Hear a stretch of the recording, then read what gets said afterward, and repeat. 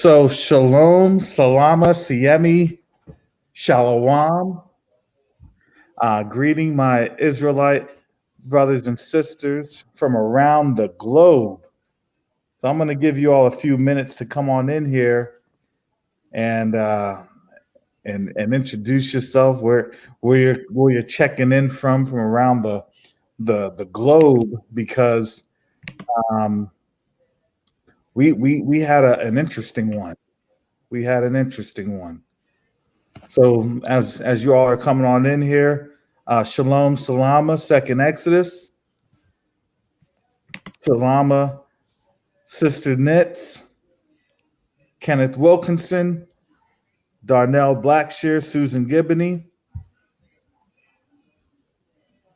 Shalom, shalom, shalom, Ninja Firewolf and Tyrone Smith. I'll give you all a little bit to get on in here. Regmon, peace and blessings from out of Tacoma. I've been to Washington State. I know all about those big old trees on out there and waterfalls. Jay High Style. All right, family. I see you all coming on in here. So today I brought on Brother Christian. Brother Christian is my scholarly fact checker. If you haven't seen his I just call them journals and reviews. That's really what it is. He always has something going on out there. Shalom Coco, Shalom OG3MA 3 Ma 2. So yeah, so I came up on here because this was a big deal with the interview.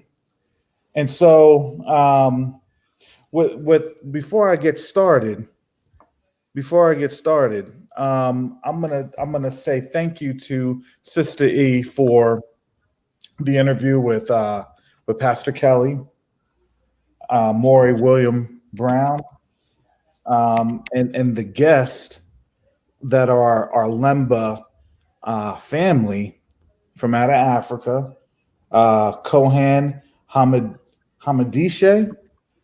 I hope I'm not butchering the name, and then Mazua. So if you hadn't seen that interview, I think a lot of you had kind of chased me on here because a lot of stuff was happening.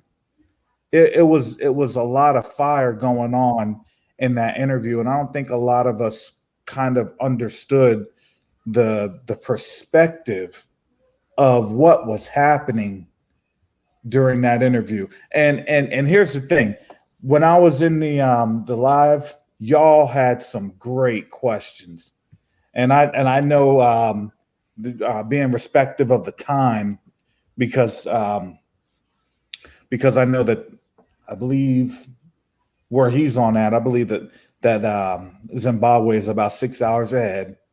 So it was very time consuming for him. You know, nobody wants to be interviewed and and have darts. You know how we can be. We will throw darts at folks. You know, what about this? What about that? Man, I was throwing some major darts, and a lot of folks were responding. So again, Ninja Firewolf from Harvey, Illinois. I'm not sure about Harvey, Illinois, but I've driven through Southern Illinois, in that area, Metropolis, right by the little Superman statue. And then up next, thanks for coming on by. Yeah, you know, it was a little hard to understand them because a couple of things that I have in my notes. I wanted to make sure that we had a little bit of context and clarity, and this is why I'll talk about it and I'll discuss it because it provides for different things. So Brother Christian, as the researcher, can you explain to the folks where the Lemba tribes are located within Africa? I know in Ghana, what we said, what Zimbabwe, um, where were the other two places? There were two other nations, in Africa we mentioned, beforehand. Yeah, I didn't want to put you on the spot like that, but during the interview, um, it was shown because they said that they do a Lemba cultural festival in South Africa. It's called Aileen with their Orthodox Lemba. And I wanted to find out. There's in these interviews, I'm going to have to say from the scholarly perspective that I usually always have when I approach these things, because we have to remember we're literally like the foremost scholars on this. If you all really don't understand this, you are literally the foremost scholars on this. This material that we're getting is like cutting edge. And it's crazy that it's cutting edge for something that's been around and been hidden from us for 4,000 years. So according to Kohan Hamandishi, you have the Lemba tribe in South Africa, Mozambique, Yemen. There are some folks that had said, some Lembas were in um, Sudan, and you also had some Lembas in Ethiopia, which was very interesting. And we're going to get back to that because Pastor Kelly had touched on a lot of key things that we had to kind of get into perspective that we had never really understood before. Okay, so just to kind of give you some highlights from what Kohan Hamadishe said. All right, they are representative of Jews, and for their context of Jews, they were trying to say that Judaism does rope in Reuben and Simeon.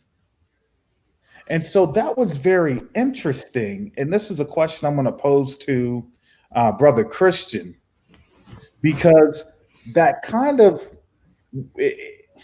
what we understand biblically is that, obviously the house of Israel is different than the house of Judah.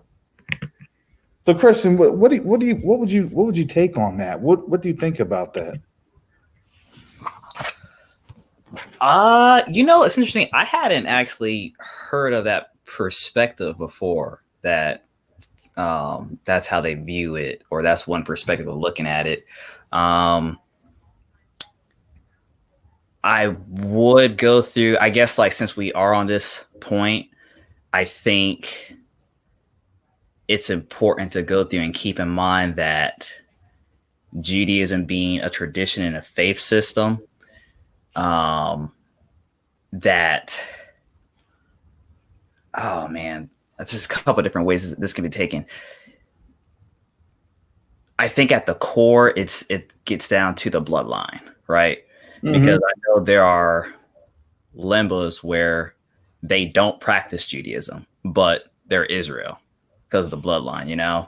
But that is interesting perspective that I had not even considered. Yeah, and the reason I say that is because this is just something that he had brought on out. And again, family, this is something that's very, very we're getting into the meat and potatoes of this, because I understand just with you all and understanding how we all get down on Hebrew sphere.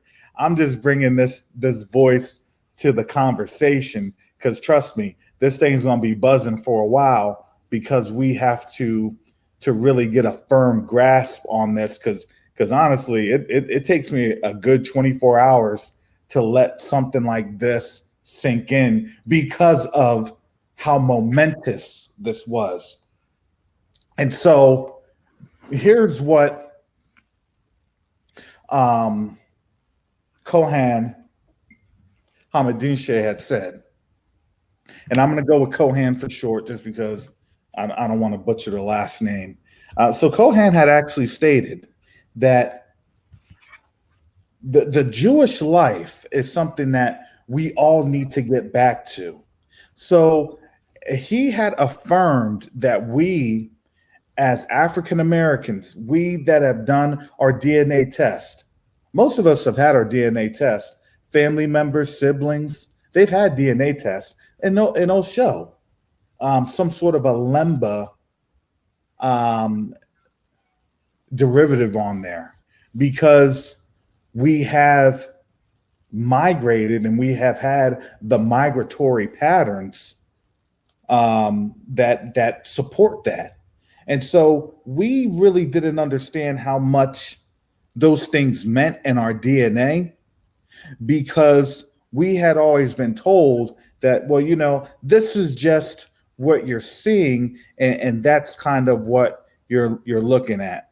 Okay, so I'm gonna tell you this. I haven't done my DNA test. I haven't done it. My brother has. And the reason I haven't done it is because listen, the government, the US government already has my DNA. So they already have it. But with my brother, because he's my brother, same father, same mother, we should share a lot of the common factors because it is through our that paternal DNA sequence. And so just going off of what he has, so sub-Saharan African, so he's 84.9%. I'm going to go off of his information. I won't tell you his name so he can have a little bit of anonymity. Because I'm throwing him all straight out the bus. Where do we get this British and Irish from? What? French and German, 1%. What was our dad doing? Okay. So break it down. It has West African, and then under that is going to be the subcategories of Nigerian, 31.6, Ghanaian, Liberian, and Sierra Leonean, 20.5, Senegambian and Ghanaian, 7.2, and then it just says broadly West African. We just from West African. That's 10%. But then you also have Congolese and Southern East African, and that's 14.9%, with Angolan and Congolese at 14.9% also. And then you have Northern East African, 0.1%, and then Sudanese, 0.1%. And so that's how that goes. But then again, let me bring this on back. So we have 14.2% of Northern or Northwestern European, and that falls in the line of British and Irish, French at 9.6%, French and German at 1%, and then broadly Northwestern European at 1%. It shows a tie-in of Southern European at Spanish and Portuguese at 1.1%, and then Italians at 1%. And we kind of know where that Southern European data set comes from, thanks to the help with Benaiah Israel, because you got to understand, listen, when we do go to places, Judah gets down with the women. That's just how it goes. As David, Bathsheba was a Canaanite. That's just how it goes. So what they do is, they have the markers there, so it's not very prevalent that you will have our genetic distribution in those areas. But because we have had a history in that area at one point in time, it shows on out.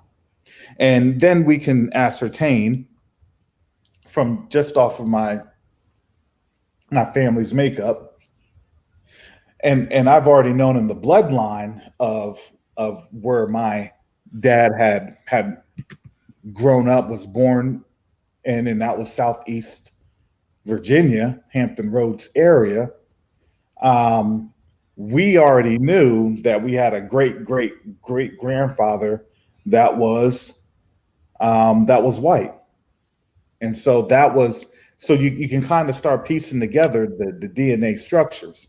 But see, when it comes to Africa,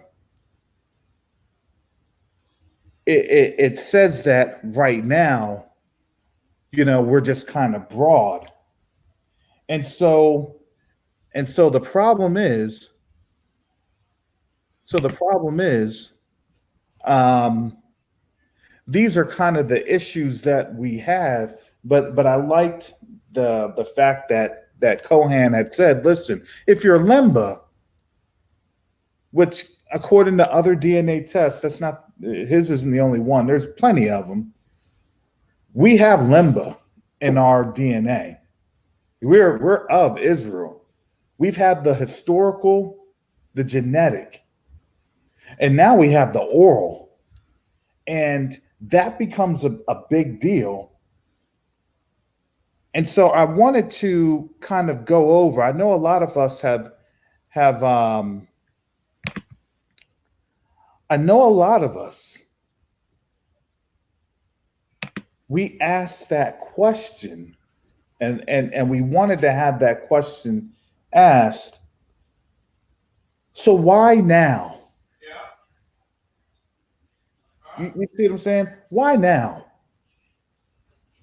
And we had Paula White earlier this week said, angels are going to come from Africa.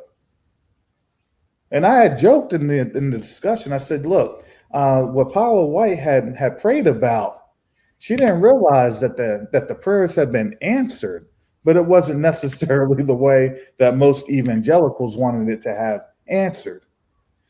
Because right now, we're seeing the systems that mortar in the brick, that mortar in the siding is now wearing away, and now large bricks, pieces, and chunks are coming on out. And so when they had spoken about the Jewish life, it was referring to for us understanding who they are and them understanding us, because we're coming back to each other. You see what I'm saying? Think about that, brother Christian. We're coming back to each other in this time. Yep. Yeah, it's really interesting time that that the Most High has us in. And to kind of add on to what you were saying is, I always go through and I always put, I think first and foremost in this awakening is just in everything that we do, putting Yah's word first in everything, right? So how I look at is Yah's word gives the big picture of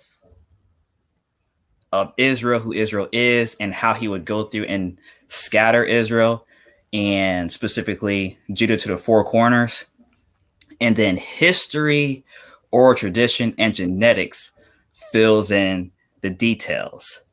So I think that's what we're going through, and we're seeing is how it's like we know that us Israelites who were scattered to the four corners due to the transatlantic and the Arab slave trade,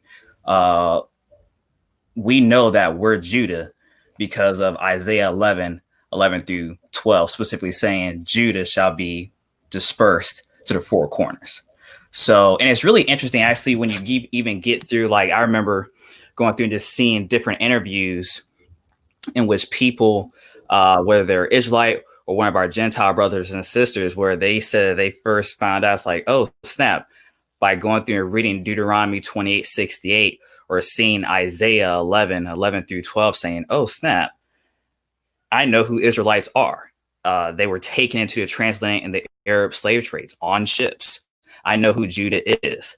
So it's one of those things where I think we're going through and seeing once again of how Yah's word is perfect in every way, perfect in every way in how it provides a big picture. And now we're seeing the history, the oral tradition, and the genetics going through and filling in the gaps. So it's really interesting. Africa gets really interesting because I think more so the genetic side really comes into play.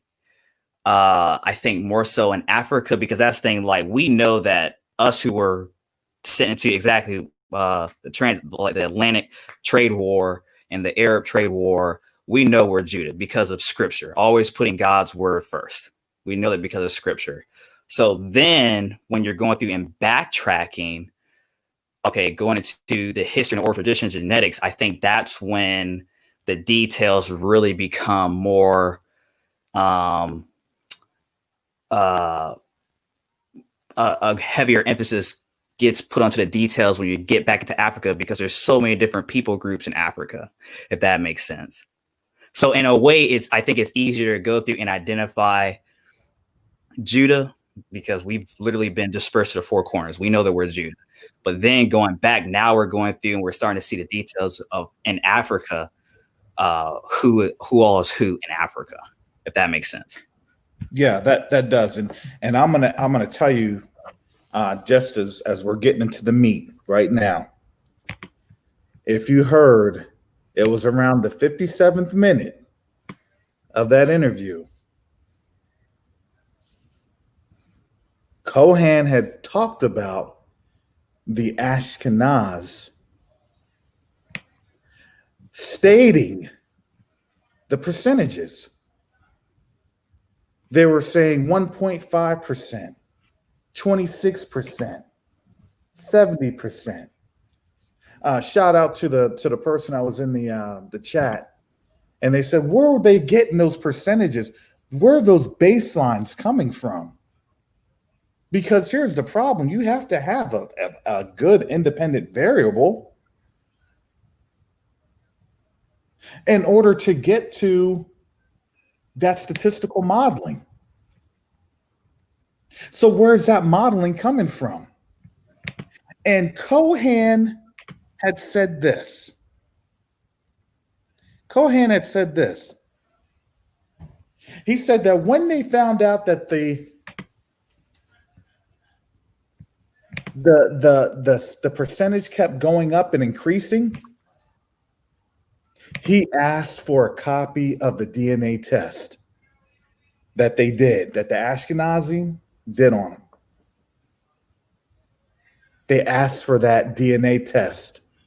The DNA test was never revealed to them. That blows my mind. That blows my mind. Think about that. The DNA test was never revealed to them. Why is that? Because we all know it. The moment that they validate and they say, listen, that's because we know the bloodline flows through here. And anyone associated with the bloodline, y'all the people. Y'all the people. And so that becomes the question of the day.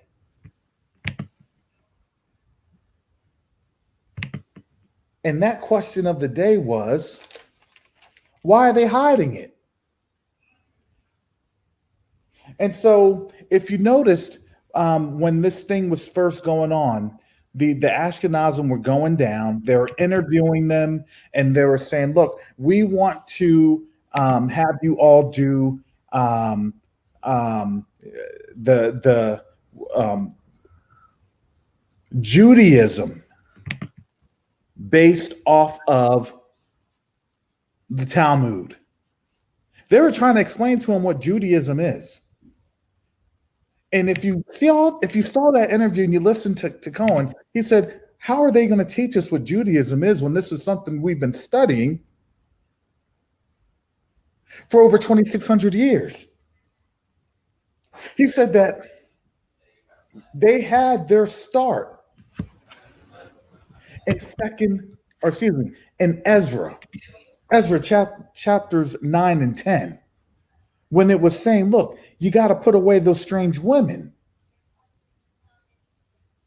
This is where the whole start was at, because everybody kept mixing and they didn't really have the true baseline of of the house of Judah when they were coming back from captivity. But they knew of each other, they knew of their tribes, they knew of their countrymen. So they had that oral tradition. And if we saw that same oral tradition, it was showing that they had 3 cities of Senna. I'm glad somebody had posted that in the chat where it said they were talking about Senna. Well, you got to remember, and that's why I wanted to ask, is Senna a derivative of a phonetic? You know, where does that come from, and how is that done? How is that transliterated? Because you have a Sana'a in Yemen. And if people had noticed, they're still fighting over Sana'a. They said you had a Sana'a in Sudan. You also had a Sana'a that's there in Zimbabwe, and there was a Helio Sena. I don't want to butcher the name, but that was the derivative of Sana'a that was there in South Africa. So all these things were there, and it was being shown, and it was relevant. It was relevant. But what they really showed was that when the Ashkenazim couldn't convert them to their way of thinking, because you're absolutely right. I saw the post right here. Yeah, they tried to convert them. Yeah, second Exodus. Yeah, Lemba refused to convert them, and they said, "Look, they're not going to bow. They weren't bowing the knee." Yeah, Tyrone Smith, you're absolutely correct. They're trying to hide our tracks. Because you see, this is the reason why this thing is called "The Proof is in the Blood." You know, listen, we've grown up in Eurocentric Christianity. We're covered by the blood, and now we understand the proof is in the blood. They don't like our blood. I think there's a lot of nefarious dealings getting ready to go down to wipe us on out, because we're learning too much. We're understanding too much. And if you had noticed, this is what Pastor Kelly had spoken about. And this is what Kohan had said. This is from Kohan's mouth. They said that they're trying to get that fake temple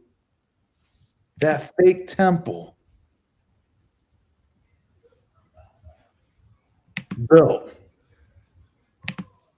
And then what they were saying, and this was very interesting, because Sista E had asked the question, well, what do you think about us here in America wanting to move back to Africa and get back into our roots? And I don't know if Kohan had overheard that or really understood this, but he had said, yeah, a lot of the Lemba are going to Israel, or the land that they consider Israel. And what that was, it was interesting, because Pastor Kelly was saying, look, basically what that is showing, they're trying to have us build their temple and consecrate their temple because they don't have the genetic encoded key.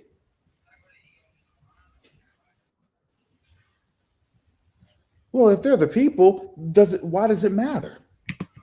That's the question. If they're the people, why does it matter that they're taking Lemba? They're taking the Ethiopian Jews to have them work on the temple. Why does it matter? Well, because here's the thing. We know they're perpetrating a fraud. We know the powers that be are perpetrating a fraud.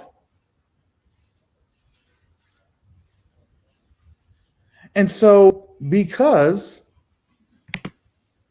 the powers that be are perpetrating a fraud, yeah, you're right. Someone had said this. Up next, the proselytes that converted to being Jews in the time of Esther were also left in Babylon. Yeah, they left, and then they left with that too. They knew during that Hellenistic period. They knew who was who in the zoo. Oh, shout out to Sista E in the chat. Thank you for coming, because that was, again, Sista E, she blew the lid off of this thing. This was like microwave and aluminum in the and just seeing all sorts of sparks flying. Brother Christian, tell me what you think. Am I off on that? No, I think when it comes down to it, the truth is consistent. The truth is consistent. The scriptures, first and foremost, the written and the oral history, and now the genetics. The truth is consistent. And I think everything what you said is 100% on point, brother. And the 400 years is up.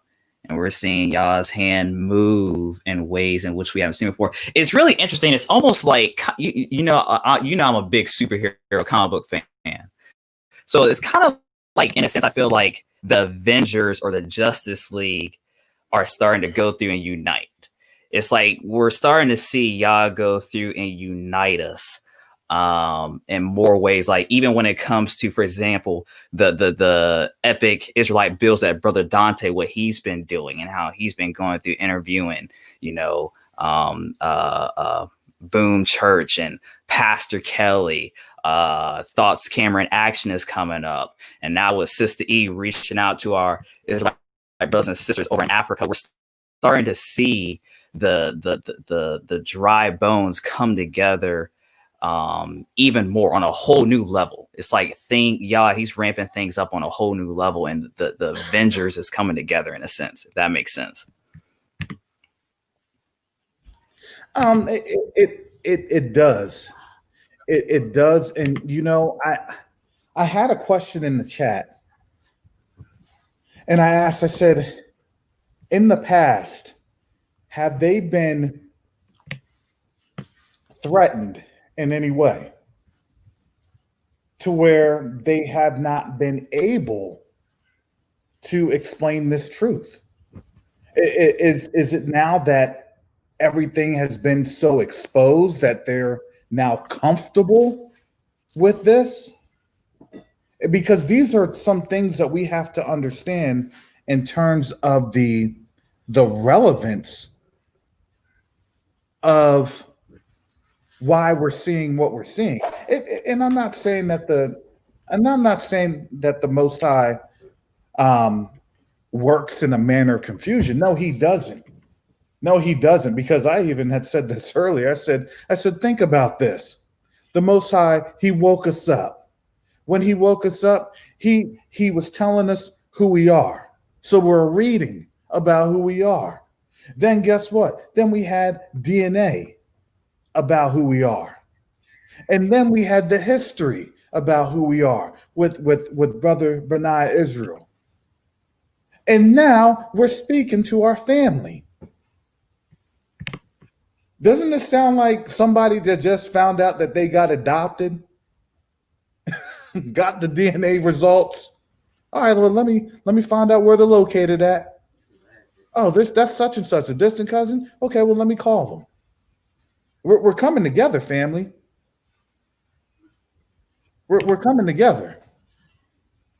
And so yeah, a couple of key points. Turning back to the Torah.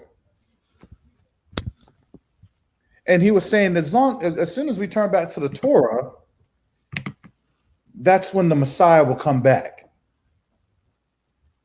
And I wanted to kind of get a little bit more in depth when he said, in terms of what do they mean the Messiah is going to come back? Which Messiah are they referring to? You see what I'm saying? Because that Messiah, we look at the Messiah as Yeshua HaMashiach. That was Jesus that served and put himself as a sacrificial lamb. And because we, as a people, when we came on back and we served up the Most High Son on that cross or pole, however you want to call it, but he was served up. We're now living in those curses, and those curses are now fully engulfed on us and had been fully engulfed on us for those 400 years. And I was a little disappointed he didn't really go into the 400 years aspect. And I understood that we had a lot of questions. We had a lot of different darts being thrown. And I can understand. You got to remember, when you're dealing with these folks, they're very vulnerable. Okay? Let me just tell you this. If you haven't been outside the United States ever, if you haven't never traveled overseas and kind of understand how money works, money replaces religion real quick. It really does. I don't care how devout you are. And see, you have to understand, especially for them, when you have a poor nation, Zimbabwe is a poor nation. Let's just be honest. I think just recently, they had either gotten out of sanctions or are still in sanctions. I know Sudan had just gotten out of sanctions. I know Zimbabwe's been trying to get out of sanctions. So that's why I say, was there a threat? Have they been sanctioned because of this? We always look at sanctions of, they were saying this and they were giving land back and all this other stuff. That's something that's very shallow. We don't think about the bigger picture here, and that bigger picture is, well, I need them to shut up or convert. If they're not going to convert to Islam, then they're going to convert to this brand, so then we can produce our own narrative. You got to think about this. The UA community now, their narrative got destroyed single-handedly just by tonight, this afternoon. When Cohan had said, let me get back to my notes. When Cohan was talking about how they even serve the Shabbat, they even said, listen, we don't know what day the Shabbat is. We thought it was Sunday. We're looking more towards Saturday. But he said, honestly, we don't have that information, because he said it could be any day, Thursday, Friday. He said they don't really know. And I said, I thought about that. I said, I appreciate them for, telling us that they don't know, because it's one of those things when you have people say, well, this is what I know, and this is this and this, that. And then they're bolsterous, and all they're doing is just confusing people. And that confusion does find itself out. We quickly start to ascertain, yeah, that's not making sense. But I believe the genuineness and the sincerity, he was actually trying to have a dialogue, and that was great. I know that Mazal, if that's how her name is pronounced,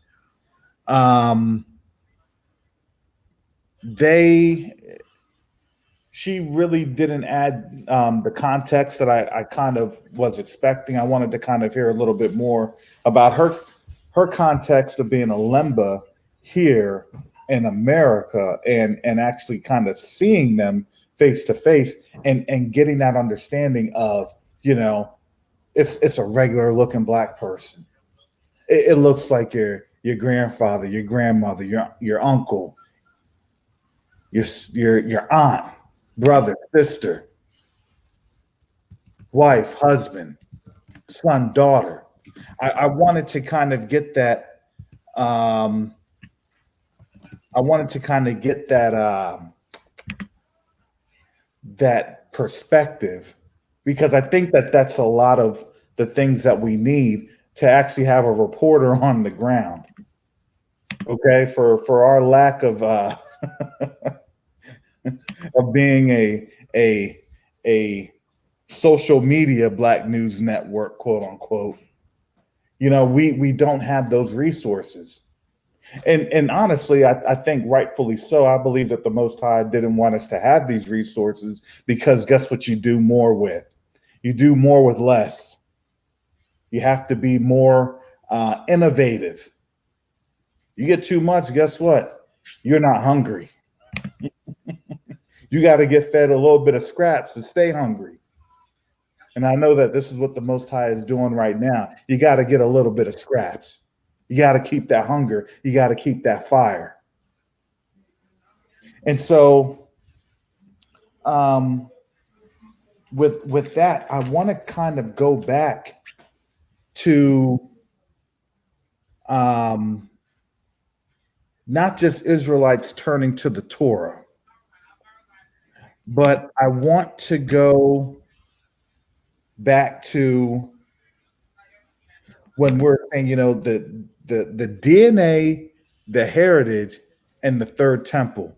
Christian, explain to the viewers what you know about the third temple, and what the plan is. If you can kind of give us some background. Well, and I know Taylor Ministries, they did a really great teaching a while back on giving the different perspectives on how the Gentiles view the third temple versus the true way of looking at the third temple. But I think what you went through, and you mentioned it earlier before, of how the Ashkenaz, and of how they want us to go through and help assist, or whatever case may be, with that third temple. It's just all a part of the 2 Thessalonians 2:9-12 Great Delusion. I know Sister Shonda, a recent video that she made, she went through and she was going through and talking about different things going on within the evangelical community, and how they've been discussing for a while now, you know, the building of the third temple, when's it's going to happen, everything. And in a sense, it's like their timeline is really going through, it's already been debunked, we know that, but now it's just becoming more and more evident. And, you know, the truth is going through an emerging of who true Israel is. But yeah, that's my thoughts on that. Like, when it comes specifically to like different details regarding the third temple and everything, I don't know too many of those specific details, but I know Brother Teo and Brother Yakoba, they did a great teaching on that. They really break it down. Yeah, they did. They have. And I think a lot of people, especially when the folks that are in here, most of our listeners I know are subscribed to Tail Ministries, as well as Sister E's channel and We Woke Now's channel. So it provides a lot of context, and something that's in depth for our community as we're understanding what's happening to us, and the time frame of why these things are happening.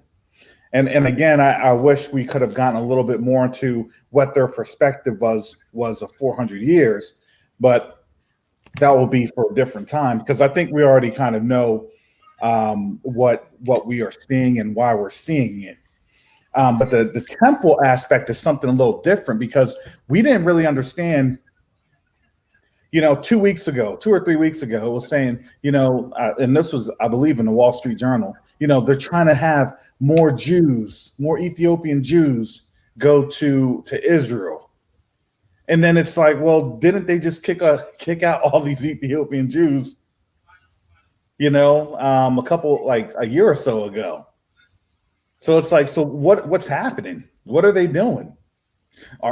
Do they believe that they're going through the curses because they're trying to do it their way, which is not incorrect. They're trying to burn incorrect incense for the censer.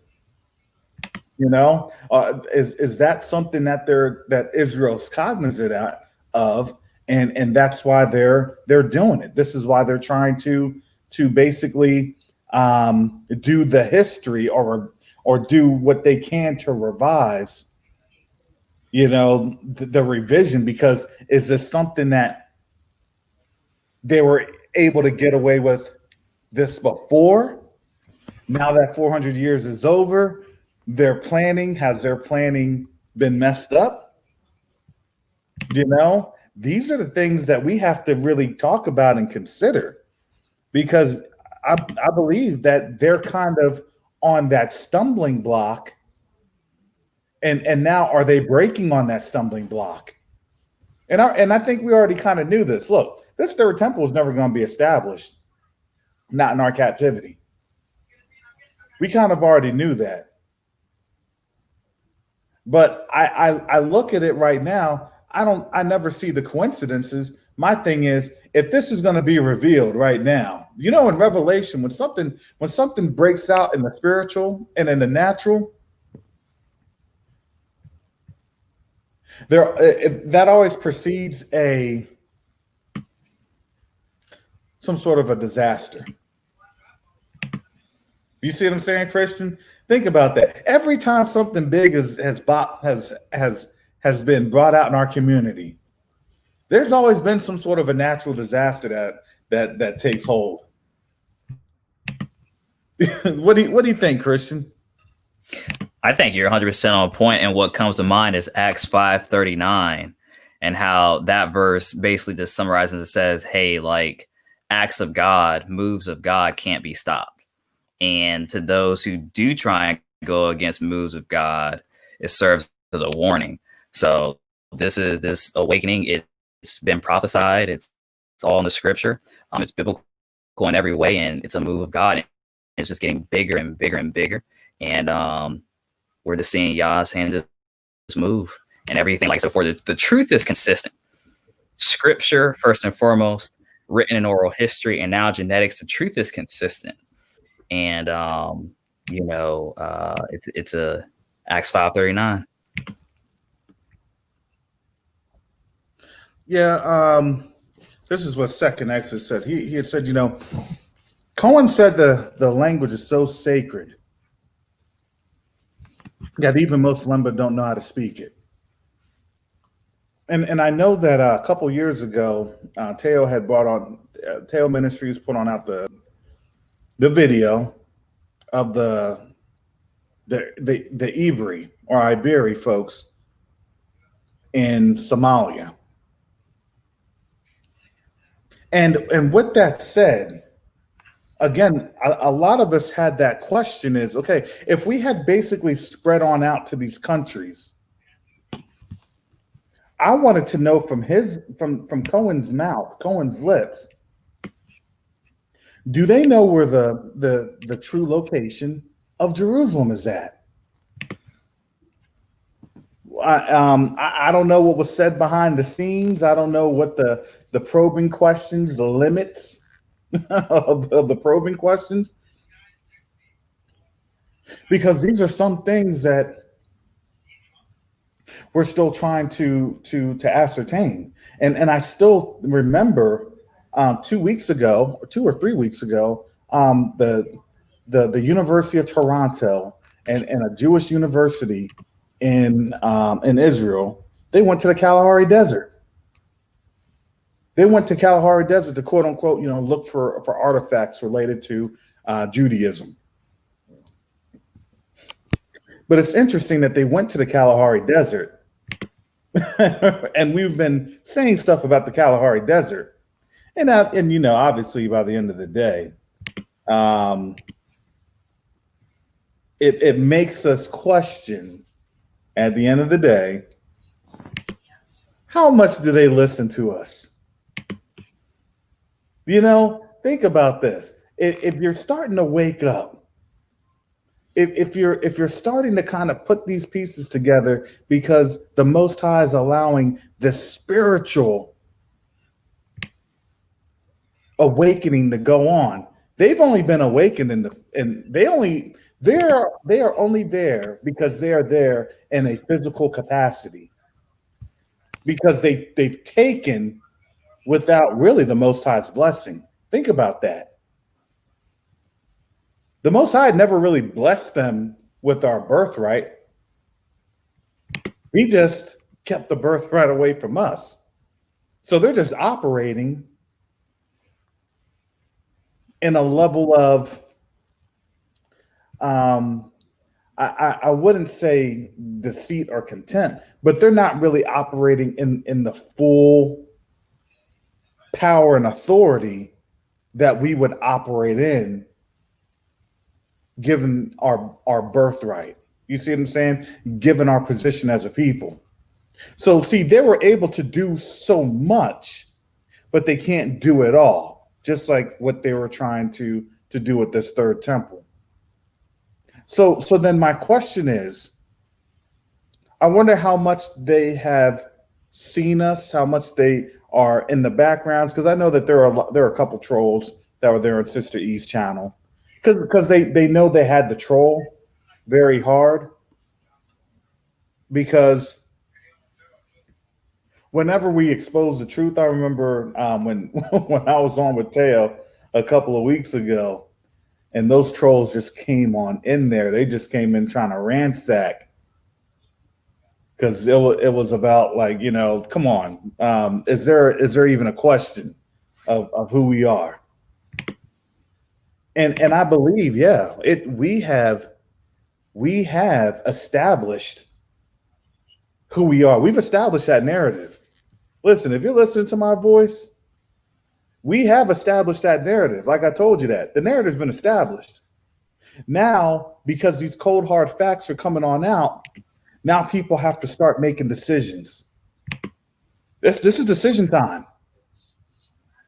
Listen, this is the fourth quarter. I keep telling y'all, this is the fourth quarter with 3 seconds on the clock. Okay? We're about to score. We're about to hit that field goal. All right? We're at the 3-point line. The ball is out of our fingers, and we're down by 2. This is where we're at. Now, Brother Christian, think about that. Is this something that you're seeing? Because, I mean, do you think that there's no coincidence? We're about to get into a major hurricane, even where we're sitting. So pray for Brother Christian and I. Pray for Brother Christian and I, because I'm going to show up at his house, because I know they got some good food. Yeah, man, you're 100% correct, brother. There are no coincidences. It's all 400 years is up, and Yah's judgment are befallen the nation and the world, and there are no coincidences, and everything is just coming together like a puzzle piece. I mean, it really is like a puzzle piece. And I think you're 100% on point. I like that point that you brought up. The time now is really people, they have to start making decisions about what they really believe. And I think those who truly love the truth, truly are seekers of the truth, and truly they just love Yahweh with all their heart, soul, and mind, I really do believe we're going to start to see more and more people accept it and accept the truth, and go through and see that, hey, like, we were wrong. We were looking at the wrong group of people. The people have been the people who we have oppressed and mistreated for 400 years, you know? So, and also too, yes, I definitely do think they are watching. For example, I know a couple of years ago, Islamic Turkish leaders, they sent Pastor Omar, School of Hebrews, a letter saying that the Ashkenazi have absolutely no connection to ancient Israel. And they said specifically to the 12 original black, brown tribes of ancient Israel. So they know exactly who we are. So if we know that the Islamic Turkish leaders, they know who we are. They've been paying attention. So we know definitely the Ashkenazi, they've been paying attention. So they're definitely looking. So that kind of makes you wonder, okay, if they've been paying attention, what will be their breaking point? You see what I'm saying? Do we now see the breaking point that they're in? Think about this. All before this, what preceded this show was that you had the highest numbers of COVID cases ever reported in the world, just here in the United States. Last week, you had the tsunami and earthquake. This week, you had a presidential election that, to remind you, it was just called by the Associated Press. Let's get this right. It was called by the Associated Press yesterday. You still have a president that has not conceded.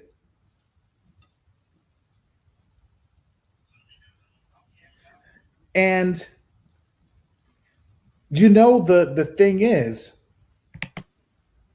we have to understand when all this thing is when all these shifts were happening, I knew something was off. And just like Lynn Bernard has said, it is off. We do have to use our spirit of discernment. But usually what always happens, something usually dark goes on because the enemy's like, we're losing control of something. We have to change this narrative. We have to change this focus. We need to put this thing here. We need to put this thing there. And, of course, yeah, they're trying to say that there's voting irregularities and things of that nature. I believe that all that is to sow confusion and contempt amongst the Gentiles. I absolutely believe it because they had the Biden support, and I think today they had the Trump rallies. Yeah, I think you're. Can I ask something real quick, Karis? Yeah, go ahead. Yeah. So I think you're 100% correct. And honestly, I can see how the Most High can go through and use this, or he's orchestrated this, in which this is going to, the evangelical community has already been falling apart. But this, especially, with all of their quote unquote prophets saying President Trump will go through and win again, and then the complete opposite happens, I can see how this will really put the evangelical community is literally hitting rock bottom now.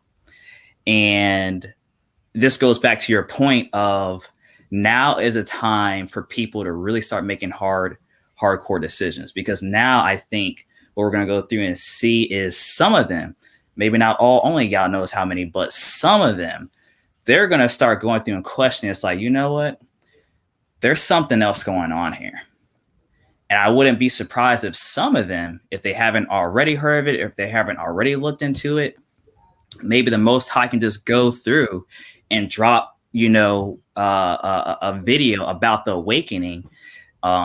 Something's going on.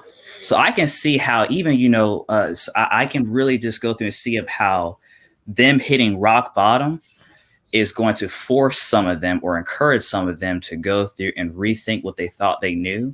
And I can see how y'all can lead them into the truth and say, hey, these are my people.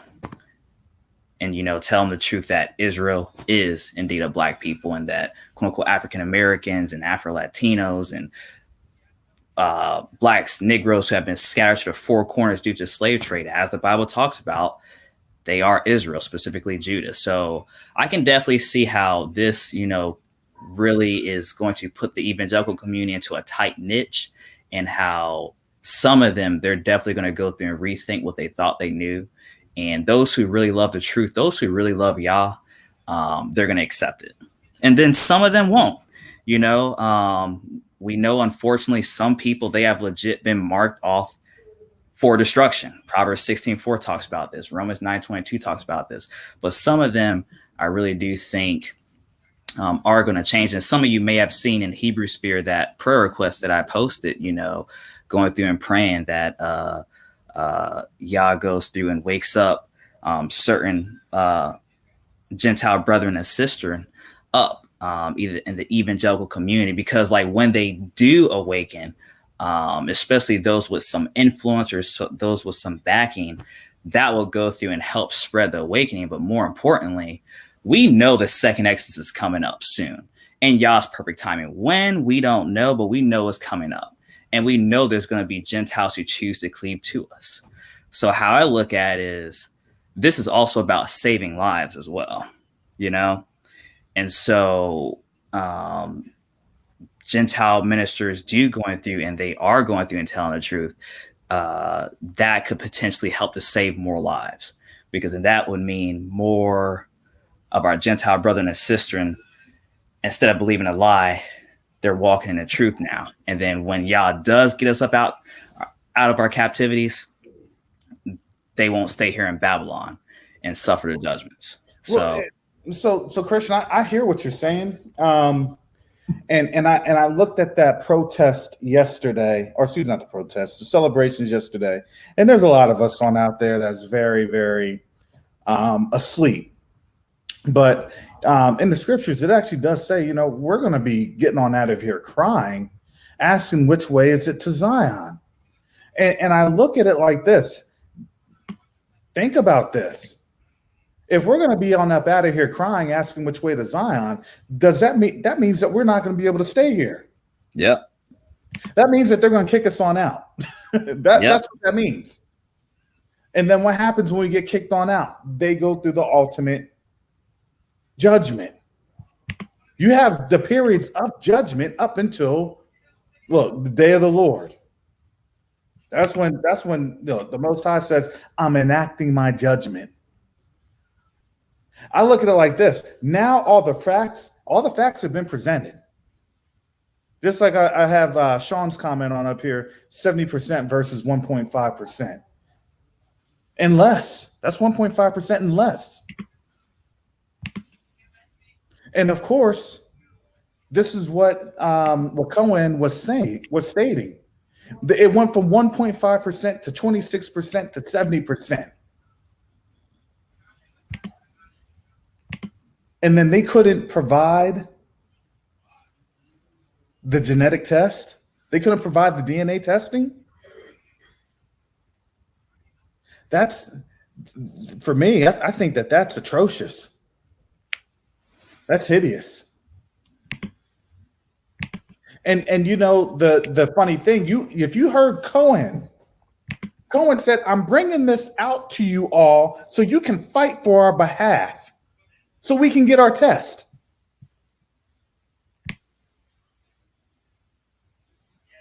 Because here's the thing. Look, I'm putting this on out there to our Hebrew Sphere detectives, HebrewSphere.com detectives.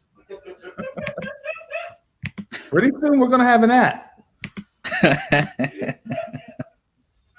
Pretty soon an app's gonna be on out there, and everybody, look, people are gonna be showing up to all sorts of libraries. People are gonna be showing up to Library of Congress.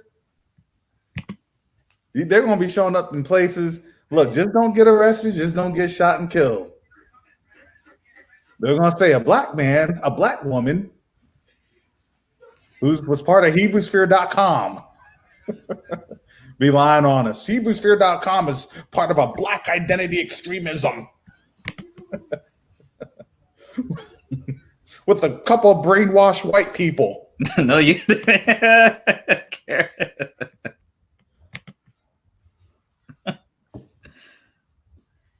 They're going to be saying that. But they know, you have to understand, listen, because I'm looking at these chats. I know, well, let me bring that on back here. Because I don't want to be butchering people's names. I try to give them some credit. I'll see it. But yeah, it was Eric Tinsley. But he had mentioned something. He said, "Look, why are they really concerned about us when we're so small? Why are they concerned about us? Because here's the thing: they're not really. They are concerned about us. They are absolutely concerned about us because they understand. Listen, we don't have a whimper anymore. We have a roar." We have a roar. It took them, the Lemba folks over in Africa, talking to us and telling us, hey, y'all have a roar. You all have something that's louder. You have a louder microphone, even though we're smaller. And that becomes very it's emblematic of what we have been doing. We just get on in here and we say, well, you want to know what? I think I'm doing good with around 70 folks in the chat. I think I'm doing good with a couple subscribers. I think I'm doing good with this and that. And you're not understanding what that small little platform really means is people are actually listening. And they've been listening for a long time. Oh, they're tracing this thing back to Africa. Uh-oh, time to do some damage control. Let me get you on over here. Let me show you this Talmud and let me provide some insight into how you practice Talmudism. These are the words coming out of Cohen's mouth. Straight from the horse's mouth. Hey, if my narrative gets lost, you need to come up with this. You need to say, hey, guess what? Tell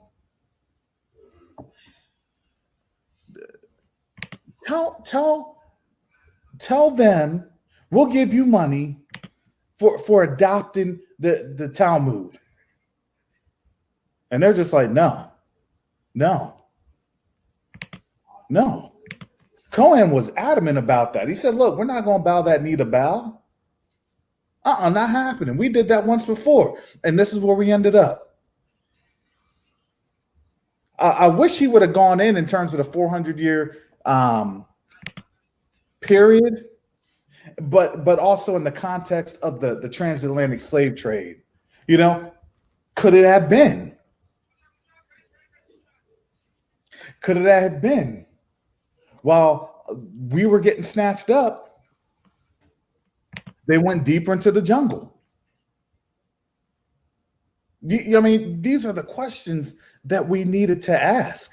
Hey, did you all, as we had been forced there, did you all go farther and farther and farther into the jungle, into seclusion? Because as we know with Beni Israel, he had said, listen, they were making sure that they found folks that practice a particular religion. They were targeting us from the pre-transatlantic slave trade to now. We were being targeted. Oh, they're in that village. They're a couple kilometers or miles east of here. Well, point us on out. Okay, how much you got? We got this. All right, let me show you.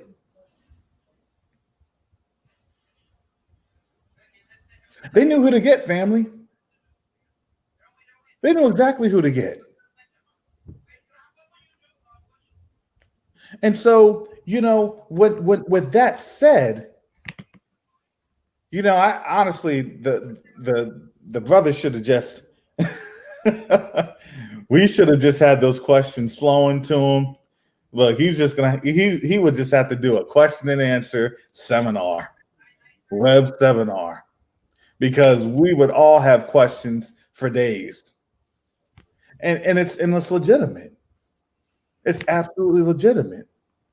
Because see, as we would learn from him, he would learn from us. Even with us actually coming together as a community, the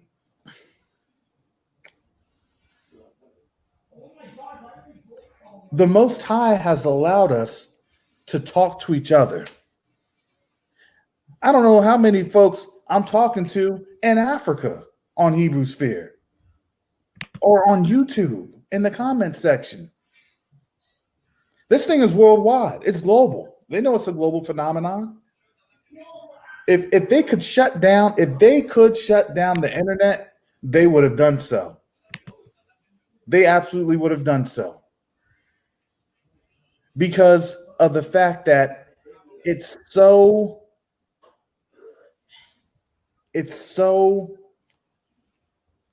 voluminous. It's so large that they can't contain it. So my question is, now if they know that they can't contain it, what is it that they're going to do next? Brother Christian, any thoughts? Try and circumvent the system. Try and circumvent in different ways deception. Continue to try and use deceptive tactics. I think, like what you mentioned, they're asking us. They're trying to go through and get our Israelite brothers and sisters over in Africa to convert to the Talmud. But our Israelite brothers and sisters, in Africa, they're not doing it. So, I think everything what you've been going through and saying is, they're just going to try and keep using deception. But like I said, the truth always perseveres. The truth is consistent. It always comes through. And I think it's interesting going through and seeing of how, taking a look at a verse like Deuteronomy 33:7 and talks about the cry of Judah, the voice of Judah, with this awakening, Judah being dispersed, especially Judah over here in America and around the world that's been dispersed, but over here in America especially, like you said, the roar, like Judah, we've been roaring again. We have been roaring again. And it's just gotten bigger and bigger and louder. And Judah being the leader of the tribes, now we're seeing our other Israelite brothers and sisters, and the bulk of us being in Africa, coming out more frequently saying, hey, we are Israel, saying, and standing the ground and not bowing the knee. So it's just all coming together. Yeah, that's good. Again, shout out to Elder Kohan Hamandishe and Mal Zul.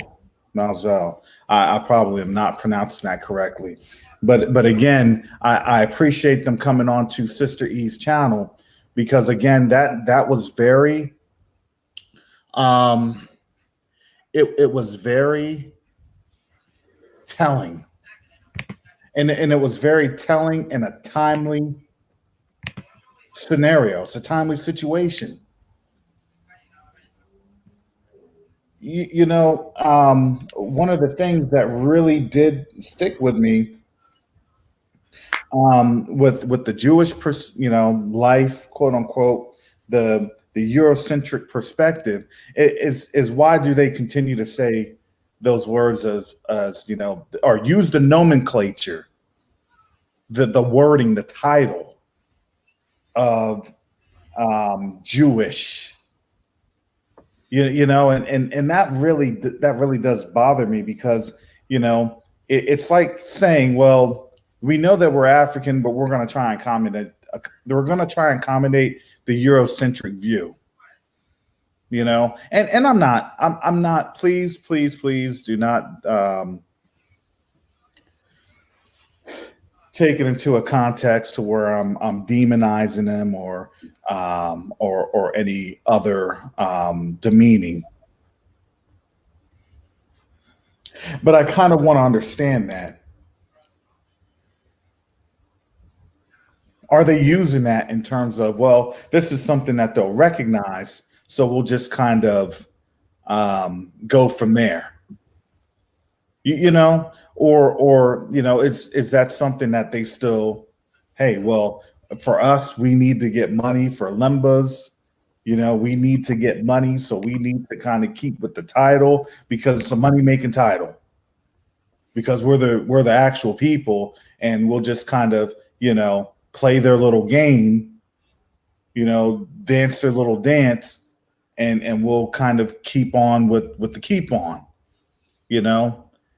And so I don't really want to offend them, but is this something that they're doing in error, you know, just ignorant? Because I mean, we don't really know. We really don't understand all the stuff that's happening. Is their wake up process a little bit different? Because they had said, listen, we're all trying to figure this on out. You know, is that just part of the process? Well, hey, listen, if you're doing this and you're saying this, then you know, there's the risk, the monetary risk that we all face when we're speaking on up about the truth. So for them, that's kind of, these are all the questions that I have, and I welcome all the questions in the chat, because I do put those on up, because I know a lot of us can walk and chew bubble gum at the same time. So, you know, these are certainly the questions that we want to prime ourselves with within the Israelite community, within the Hebrew community, you know, because now that everything is kind of run full circle, right? I don't know how many folks, you know, look at those flow charts and diagrams from work, and you just are like, okay, there's a nice little picture. I'm not reading any of that stuff. And it tries to tell you, you know, how do you become a well-rounded person, or using some sort of organizational theory or organizational behavior. And then I look at it and I say, listen, the Most High has given us a model of organizational theory and organizational behavior when it comes to our awakening. Earlier in this live stream, I went over that. We awakened. We read about our awakening through biblical sources. We investigated the awakening through historical sources. We have the DNA about our awakening. And then we've confirmed those historical sources with our DNA. And now we have the testimony from our family in Africa, testifying to those historical sources. So if somebody on out there, I know that there's a lot of folks that are, you know, definitely more educated than me. All I know is my mama said that I could speak good. You know, I can just come and talk pretty good, you know.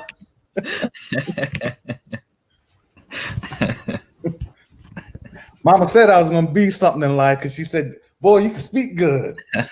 You got all your teeth. You a trip, Karen.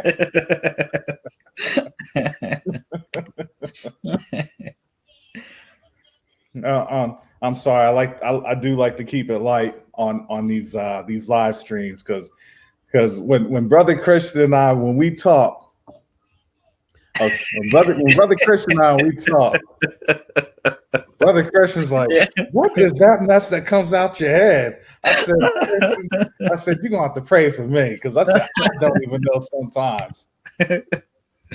Oh man. I don't even know sometimes. Yeah, but you know, because that also puts things in perspective.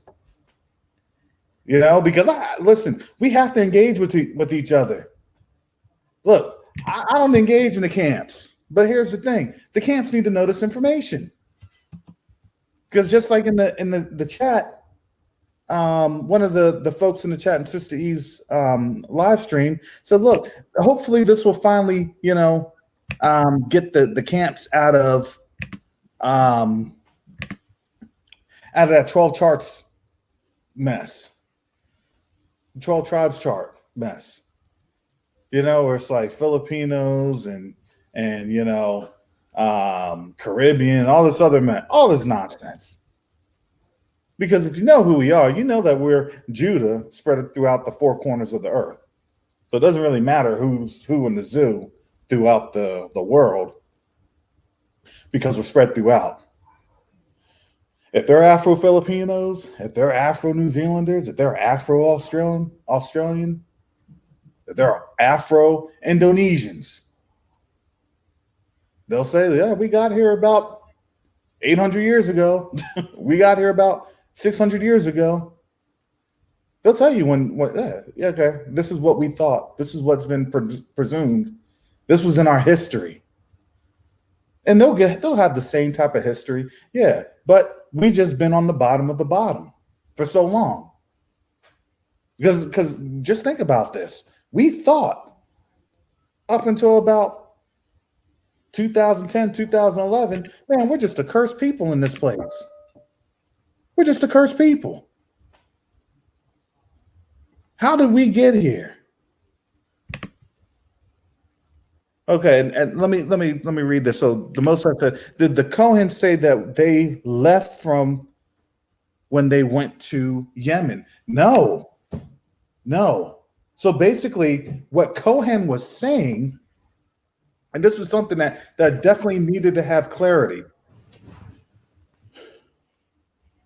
Where was the epicenter of the spreading out process? And I think that shows a lot of clarity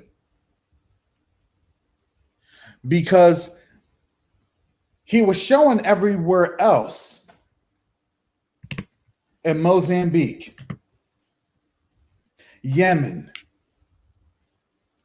South Africa. They're even going to have a Lemba conference in South Africa called Aileen.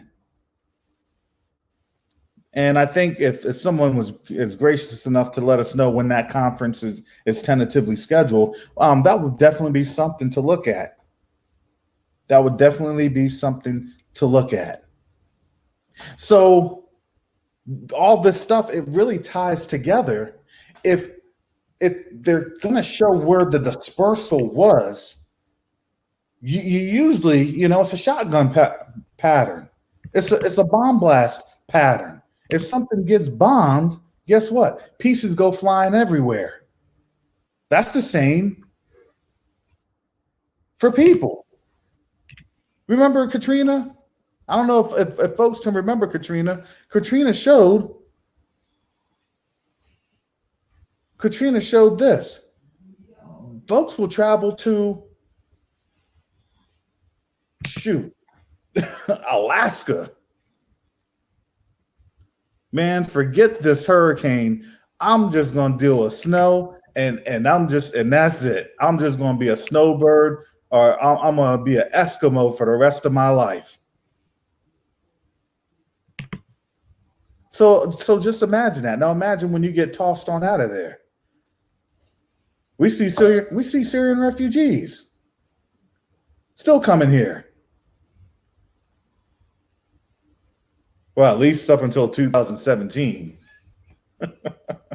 That's all I remember. At least up until 2017, they're still coming here. So imagine where we were constituted at. Because think about this. These are places where they settled. And I don't believe that was actually the original land per se that was Jerusalem. And with a lot of the context that was going on, especially from Teo and things of that nature of where is Zion, where is Jerusalem, I honestly think that a lot of this stuff, it really starts to come together in an organized fashion.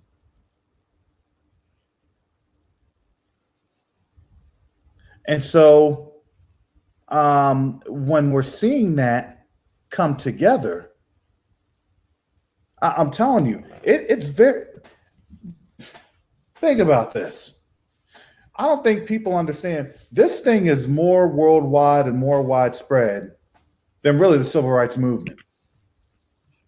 Think about this. This thing is more worldwide, more widespread than the civil rights movement. Because you have to remember, a lot of people didn't realize during the civil rights movement, you didn't have that many people that agreed with Martin Luther King. You definitely didn't have that many people agree with Malcolm X or the other civil rights leaders like Medgar Evers. All the black folks that got shot and killed. But they are the main ones that made a difference. They were the main ones that made the difference, but they're the ones who were targeted. So now think about this. Now you don't have the quote unquote leadership that they look for. And so with that leadership,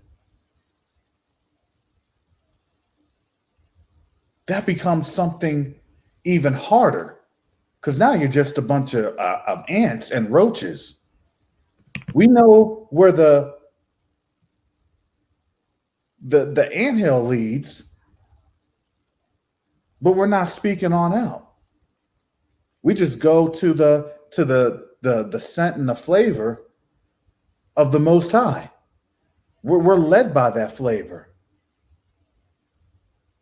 We're led by that spiritual aroma. That's when I had a video earlier this week. We're led by that barbecue smell. And so when we're seeing all these things happening, they're seeing it.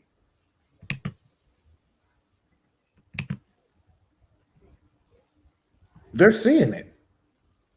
We don't have an ulterior agenda.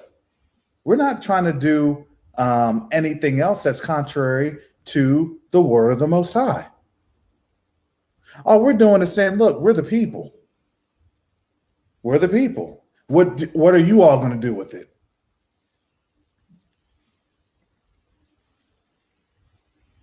So I looked at that and I had to think about it. They're seeing us. They're understanding us. They know that they have folly afoot within their organizations. They're showing themselves out. They're embarrassing themselves, which they are. They're showing out. The cracks are being exposed. The sinkhole has opened up. Brother Christian knows that reference here in South Florida. Yeah. Don't get swallowed up in that sinkhole. Don't get swallowed up in that sinkhole. Because here's the thing, they're seeing the warning signs. They're seeing the warning sign, those warning signs. You can only have so much warning signs until if you don't take action.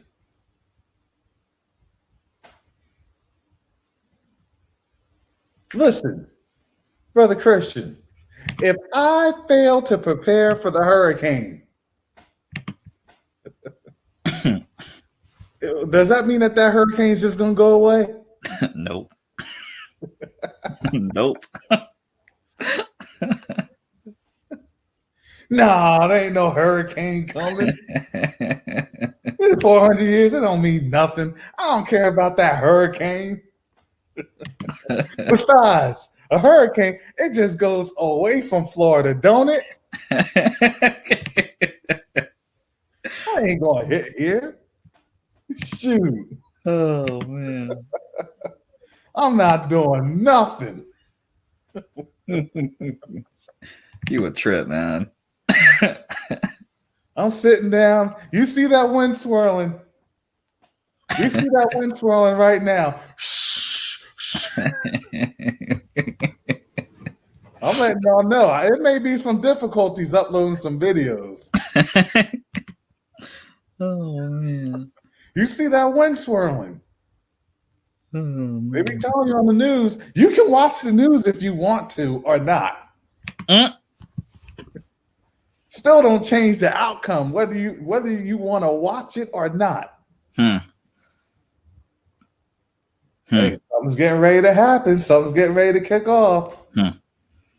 Nah, nothing's gonna happen. I don't believe it. I'm telling you, y'all, those Proud Boys, telling you those alt-right, man, they done lost the election. Now they done lost it. It is their mind. These folks are going to start springing. Don't be the one. No, it's not going to happen. I don't believe it. Why? Because I don't believe. Look, I'm just watching this. I'm watching my Netflix. I'm watching my NFL. No, we good. We good. And then you have to tell these folks, listen, Donald Trump, he built that wall. He fulfilled his campaign promise right before the election. It wasn't the wall that everybody else was talking about, but he built that non-scalable wall right up in front of the White House.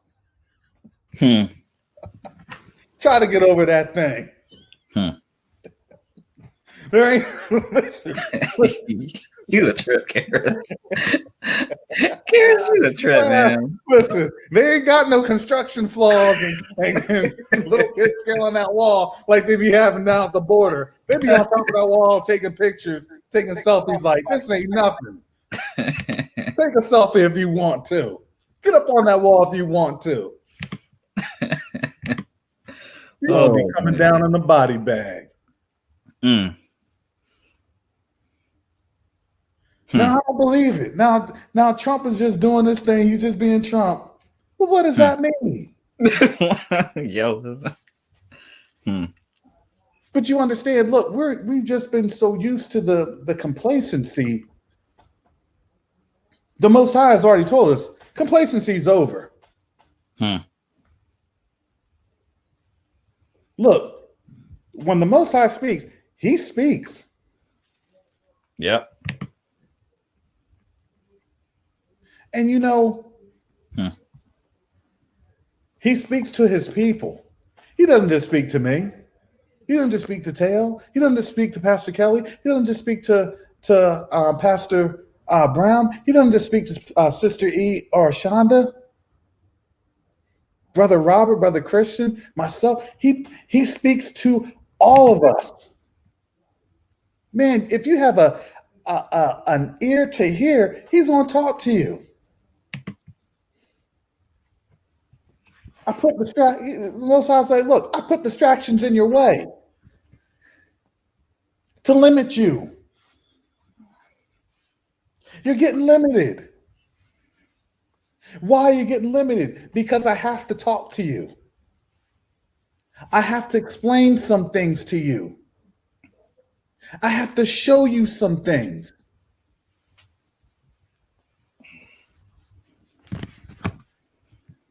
And you know, when they see that and they understand that this kingdom that they built up, man, they love this kingdom. This is their kingdom. And then you ask them, hey, are you going to share anything in the kingdom? What did Jesus say in the parable? The rich man who died and went to Hades, right? He was in the lake of fire.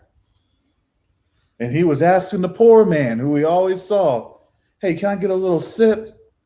Let me just get a drop on my tongue. Poor man said, look, you had everything you wanted. Poor man said that to the rich man. You had everything you wanted. You didn't care about me. You looked at me, you were on your business. Now that we know a little something. Now that we know a little something. Oh snap. Oh snap. And listen, we cut deep too. That word does what? It cuts deep. It divides the sinews. What happens? Power, life, and death is in the tongue, right? If your tongue is unbridled, you start performing cardiovascular surgery on folks. You give people, you start doing a triple bypass on people. we cut straight through the heart. And when we cut through the heart, not just with conjecture, not just with something circumstantial,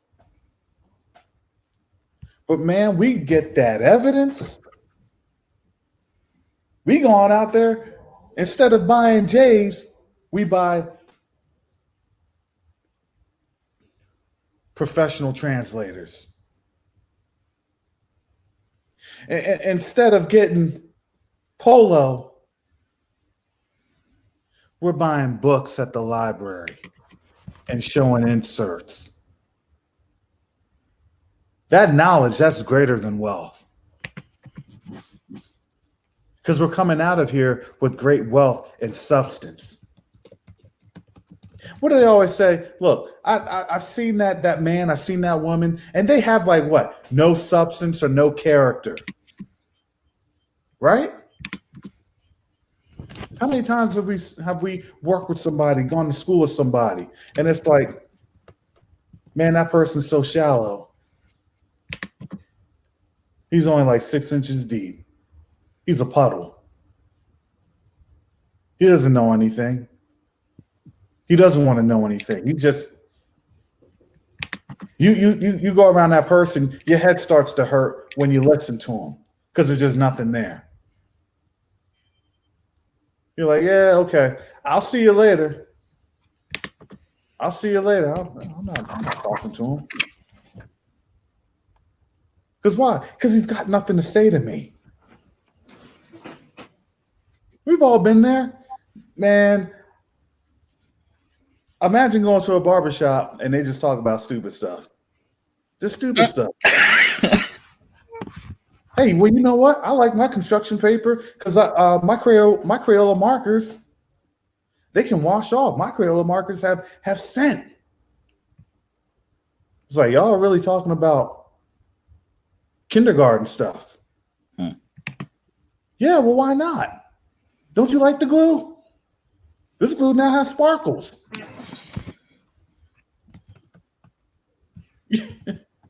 my scissors cut with a pattern.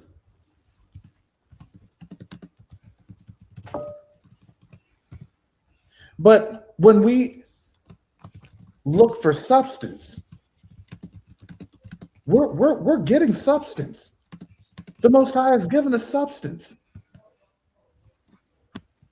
I was telling people, I said, the indictment isn't on us. The indictment's on the church.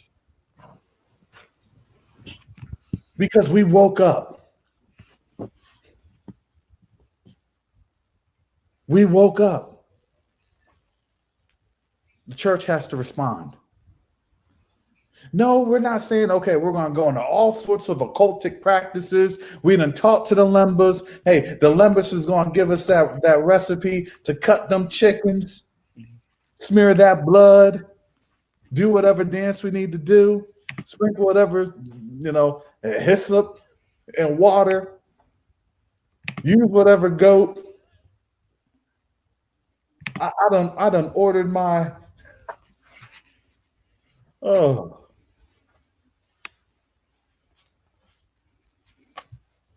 I ordered my chain. I ordered my crest.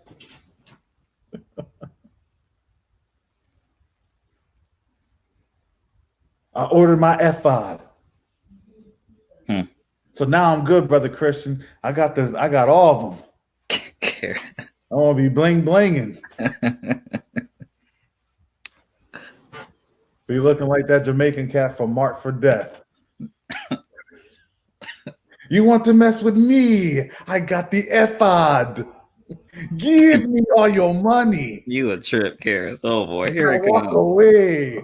Karis about to start clowning, man. That's what we think. Oh yeah, look, because all the power was right there. I get you with the snake venom. Look at the snake or you die. But that's what they think. Oh, you're talking to these folks? Oh, that's witchcraft. Oh, that's this, it's that. No, because we already know who Yeshua HaMashiach is. We already know who Jesus is. That's the power we operate in. We're not operating anything different. So when we say that we don't operate in anything different, and we know that we don't operate in anything different, and then the Most High is opening up these doors and showing this truth, because the Most High says that we search Him and we do what? We worship in spirit and in truth. And we know that what? That the Ruach HaKodesh, the Holy Spirit, will lead us and guide us into all truths. Into all truths.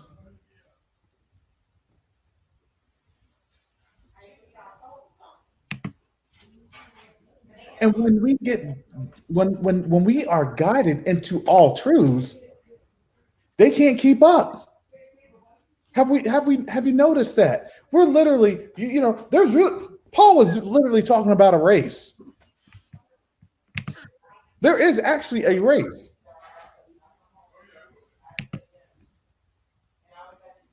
It's a spiritual race. The Most High has already given us the spiritual abilities to run fast in this race.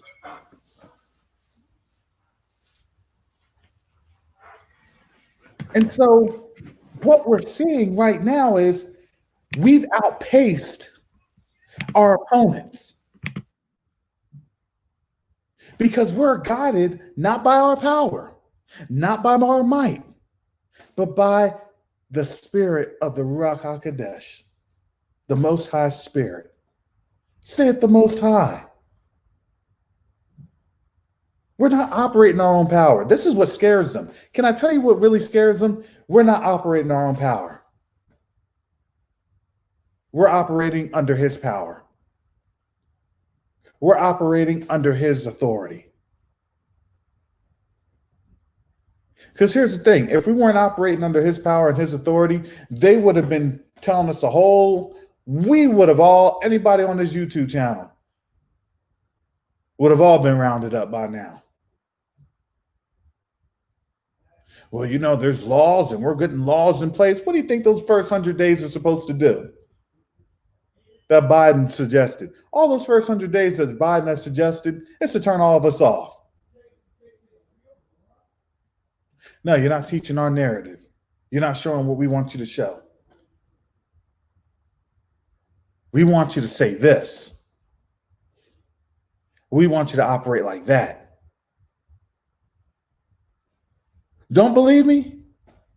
Ask Brother Asaph Ben Judah. Because they have to operate like that in the UK. They have to operate like that in Europe.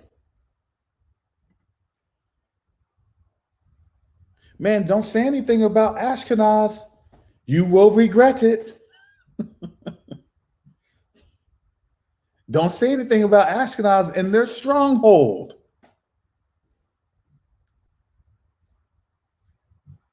It doesn't bode very well.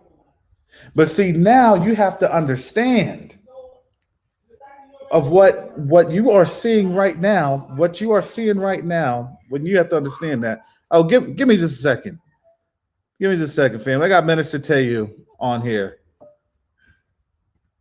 All right, Minister Tayu, you're on. Can you there you go.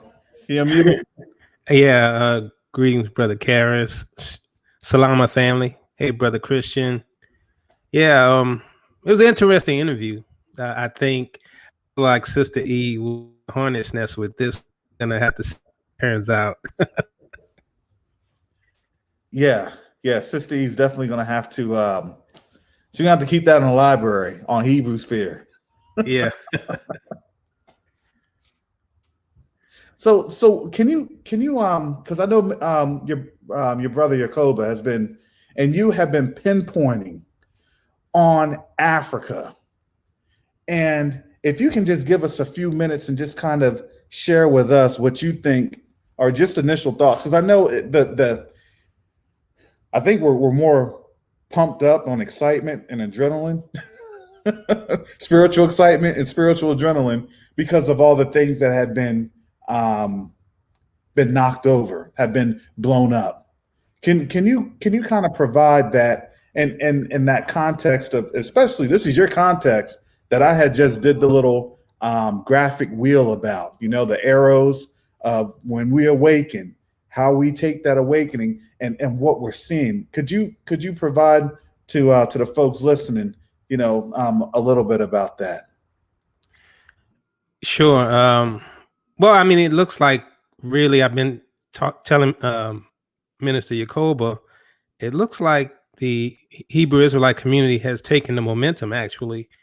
And, if this was a sprint race, UA and the rest of them are falling behind. And if you notice, that's why you see Cherry and them joining up with the hotel, Garfield, those guys.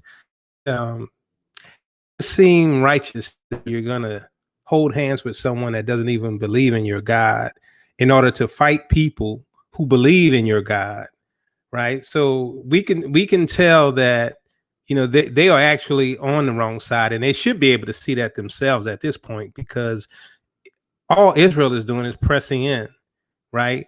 Trying to know more about the Most High, know more about our Savior, Jesus Christ, Yahushua.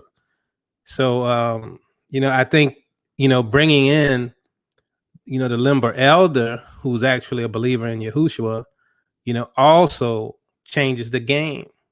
I think they're scrambling. I think there's we're going to see some stuff now, because they have to address this, and we have taken the lead, really, in a sense, with the momentum and with the goal of righteous for the Yah. While they're showing their colors. I mean, even my family that's caught up in the Eurocentric doctrine, what their message still is the same. Your tomorrow is going to be better than your yesterday. You're going to be the head, not the tail. Same message. All the things that's going on around us, and this is what they're talking about, because they have nothing. They have nothing new no new revelation. Yeah. So, yeah, as far as the DNA goes, I suspect that the majority of us, if not all of us, will show Lemba. And as Elder Cohen was indicating, part of that may be due to the Levites, living the other tribes. So you may see Lemba actually in all 12 tribes, because if they are truly the Levites, right, they lived among North and Southern tribes. So, it makes sense that we all may see that, because we intermarried. As he said, we might not be able to marry our immediate tribe, but we can marry the other tribes. At least that's how he expressed it. So, well, and what, folks, black folks are going to be like, well, does that mean we're going to have incest? You know how black folks be. No, you can't marry your sister. Stop with that nonsense. Oh man, I went to the family reunion. Hey, cousin, my second, third cousin, she be looking all right. No, Karis, no, dude. get that out your head. Come on. Well, we gotta keep it on the tribe. If you go back to Adam, right? I mean, then we got it. So it's all perspective. How many generations apart are you? Well, and unfortunately for us, listen, in our history, we have been products of breeders. We have been products of incest during slave times, chattel slavery, and a lot of that stuff was designed to break our DNA down. It wasn't designed as an enhancer of DNA. It was to produce the same level of results that they had, our oppressors had.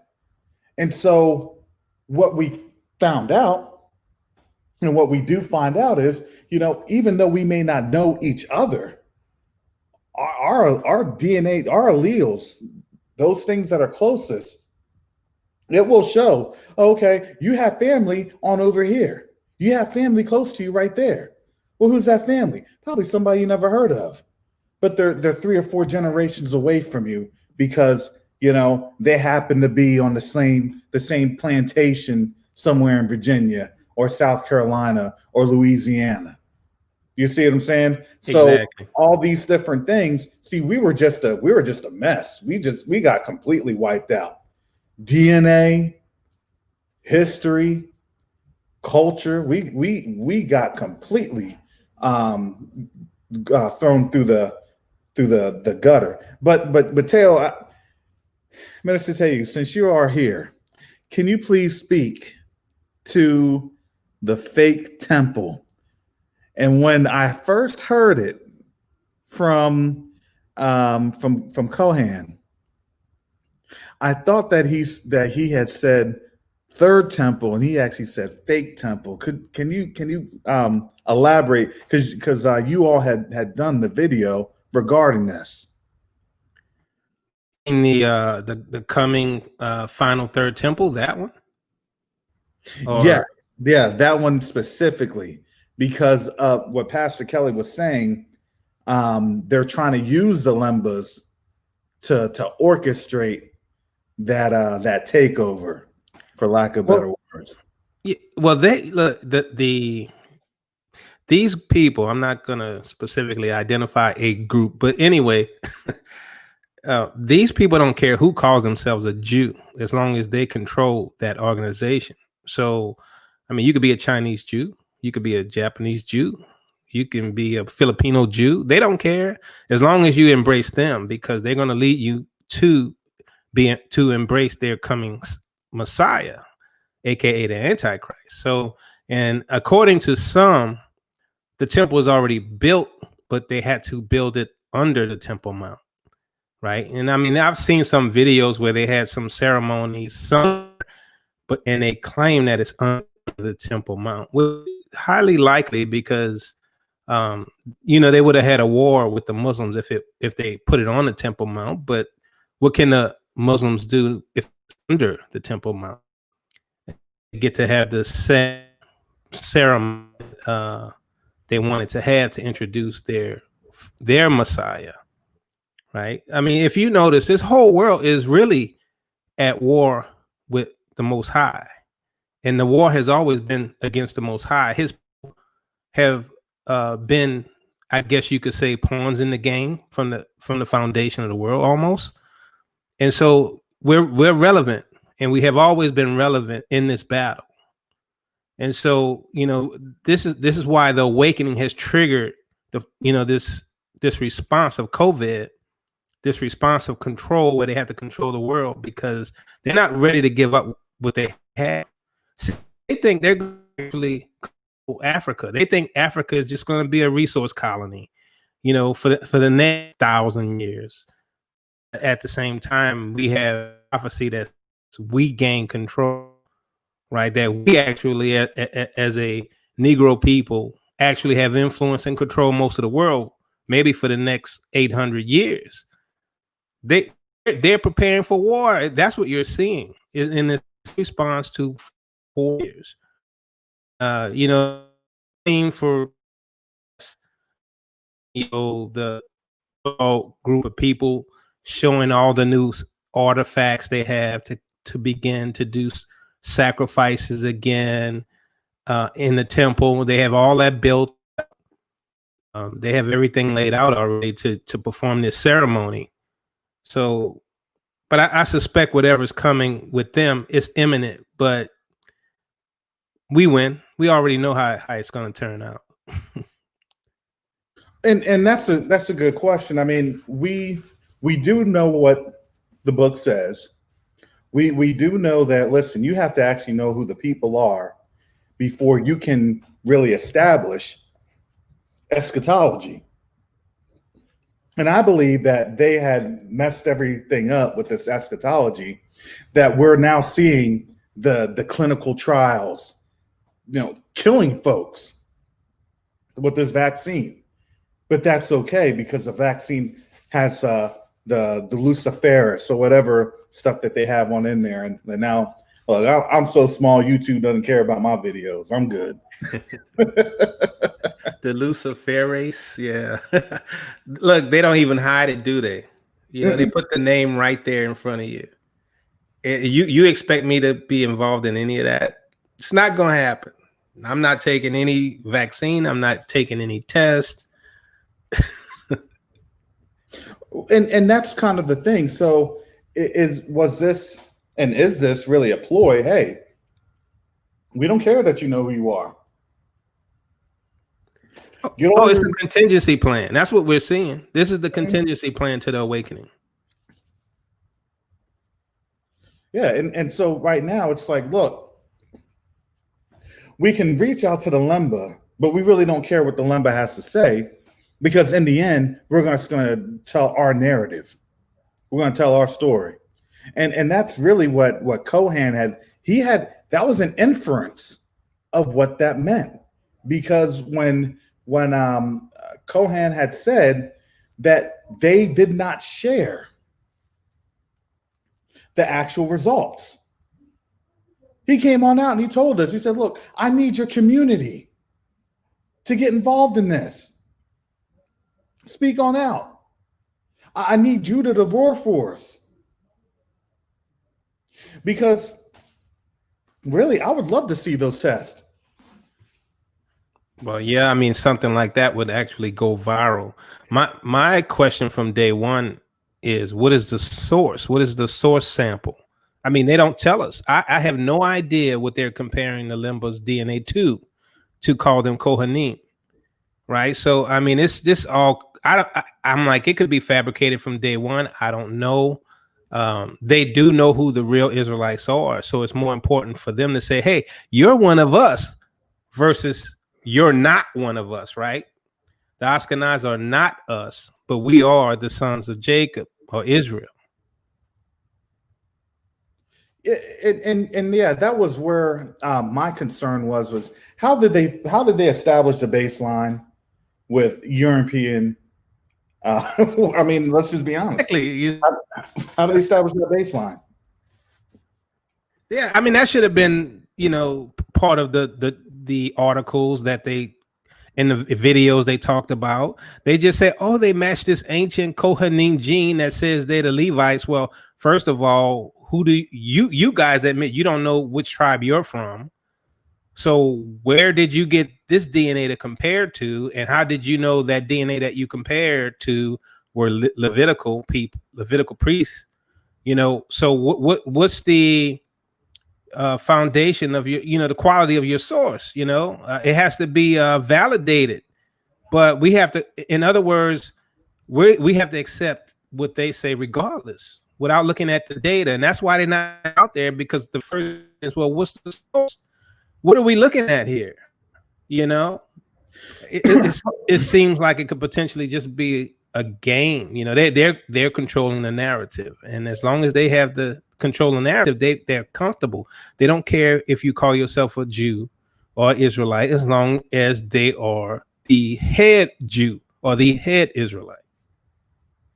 Yeah, and that's kind of the narrative that I'm coming from. And I believe that what we're seeing is we're now getting that unrefutable evidence that we are the people. Not only are we the people, but now we're the chiefest of the people. I mean, exactly. When you know that you potentially line up, we potentially line up based off of Portuguese. Let's just say potentially, because that's based off of the old Portuguese records of who Yaya Negro is. And that's why we have that Spanish Portuguese DNA results, because of our not just DNA patterns, but also our migratory patterns, where we were kicked on out during the Spanish Inquisition. I mean, they murderized us. I mean, they murdered us during that time. If you were there and you were Black, it was not a good thing for you. And there wasn't that many of us at that time. So eventually it ran on out that we had left. And then we went down into East Africa, where we could hide. We're by the water. We could do trade up until the point that they came with ships to bring us into South America, to bring us into the Americas, to bring us into the quote unquote newfound areas of the world to establish trade. Well, who's better to establish trade than the good old Negro? They make us rich. So now, with all the historical peripherals that really show and it not just demonstrates, it connotates. It is an actual description. No kidding. That's plausible. No kidding. That has scholarly research and work behind it. You know, how many people really question Josephus? How many people question Tacitus? Right. You know, and this is the thing. You go off of that type of research because it's made known. It mentions, it shows. Look, something's not adding up, because when you're talking about swarthy or dark or Black, and then you have these Lembas here talking about who they are, and they're swarthy, they're dark, they're Black. Well, you got to put the apples to apples. Something's going on. Somebody is lying, right? So with that being said, do you think that the Lembas probably have a good idea of where Jerusalem is at? Well, I'm not sure they do, and I've looked at the Lemba off and on for quite a few years, and although, you know, from what I've seen, you know, they always had the practices of Israel, and it was when these Ashkenaz showed up in about the 90s that they picked up some of their habits, like the Star of David, and but prior to that, they didn't have that. And so, as Elder Cohen, was saying that, that it sounds like, tell me if I didn't hear him right, but like concerning the Sabbath, they didn't really understand what day was the Sabbath. Isn't that what he pretty much said? No, that is exactly what he said. He said they were used to worshiping on Sunday, but now as they are coming to find out, the Sabbath was really on Saturday. But they said that they don't really have the ancient manuscripts to give that actual day of the week. And he was comparing it to like the 8th day for circumcision or 8 years. So they're trying to roughly, loosely use that allegory. So right. So it seems that they don't have necessarily active priesthood that or Levites, right? Because the Levites had that knowledge to determine when the Sabbath would be or when the feast days would be. And so, given that they thought it might have been a Sunday, there's some lost knowledge there as well. So I think if that's the case, I don't think they really know where Jerusalem is, but I do feel that there are some tribes that may actually know where. I'm sure there are some tribes that know where Jerusalem is, but they're not going to reveal it until they feel they have an order to do so. I think it's a very close guarded secret. Like we had a brother on our show probably like 6 months ago, and he was in communication with some Israelites in Tanzania, and they said they were waiting for the awakening because they knew it was going to happen, and it's almost time for us to come back. And I suspect maybe those guys may know, right? Because they already had an idea that the awakening would actually happen. And I forgot the guy's name. I know it's who was on. He was a patron, and I know his name started with a G, and he was going to go to Africa and start businesses out there and things like that. But that some of the elders in Tanzania had told him all of this. So I just also like say the Ark of the Covenant. That's something that Israel had just all in the hands of their enemy, right? It's not likely. So they've been holding on to that until the Most High tells them to reveal it. That's my feeling on that, because they would die before they let that disappear. So it's somewhere, and it's under safeguard. So there's a lot of things will happen from our family out there in Africa, those who have the covenant, the Ark of the Covenant with them, those who actually know the location of Jerusalem, right? That's where I'm leaning toward things happening, right? Just like Malema, Julius Malema never said he was a Israelite until recently. And the question is, did he know and didn't put it out there, and now he's making it public because of the awakening? Because months ago I seen him do a speech, and Julius Malema was like, I don't know what's going on, but they hate the Negro worldwide. I don't know why the world hates us. No one can stand us. It makes no sense.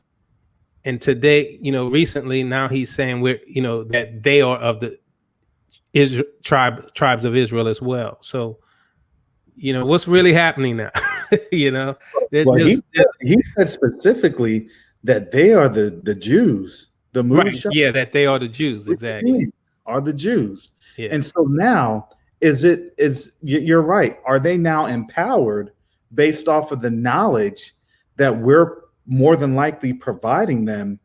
Is that knowledge the empowerment to say, well, based off of what our Israelite brothers and sisters in America are doing, based off of their research, based off of their studying, it now correlates to obviously their tales and their traditions of what goes down to their generations. They keep that folklore, if you will. They keep those ancestral stories going. And now I wonder, and I wish we had a lot more Africans to pop on up. I wonder if that's really the case. Hey, this was something that was told in my tribe because we were very different. We did things very differently. We would do this, we would do that. And I learned this on platforms on YouTube, on Hebrew Sphere, on Black History in the Bible, on tailministries.ning. I've learned these things. I wonder, is that what you're seeing? Right. What do you think, Minister Sayu? Well, I mean, all throughout sub-Saharan Africa, our people have the traditions of Israel, right? And one of that the fake Jews don't have is libation, right? That's common among sub-Saharan Africa, right?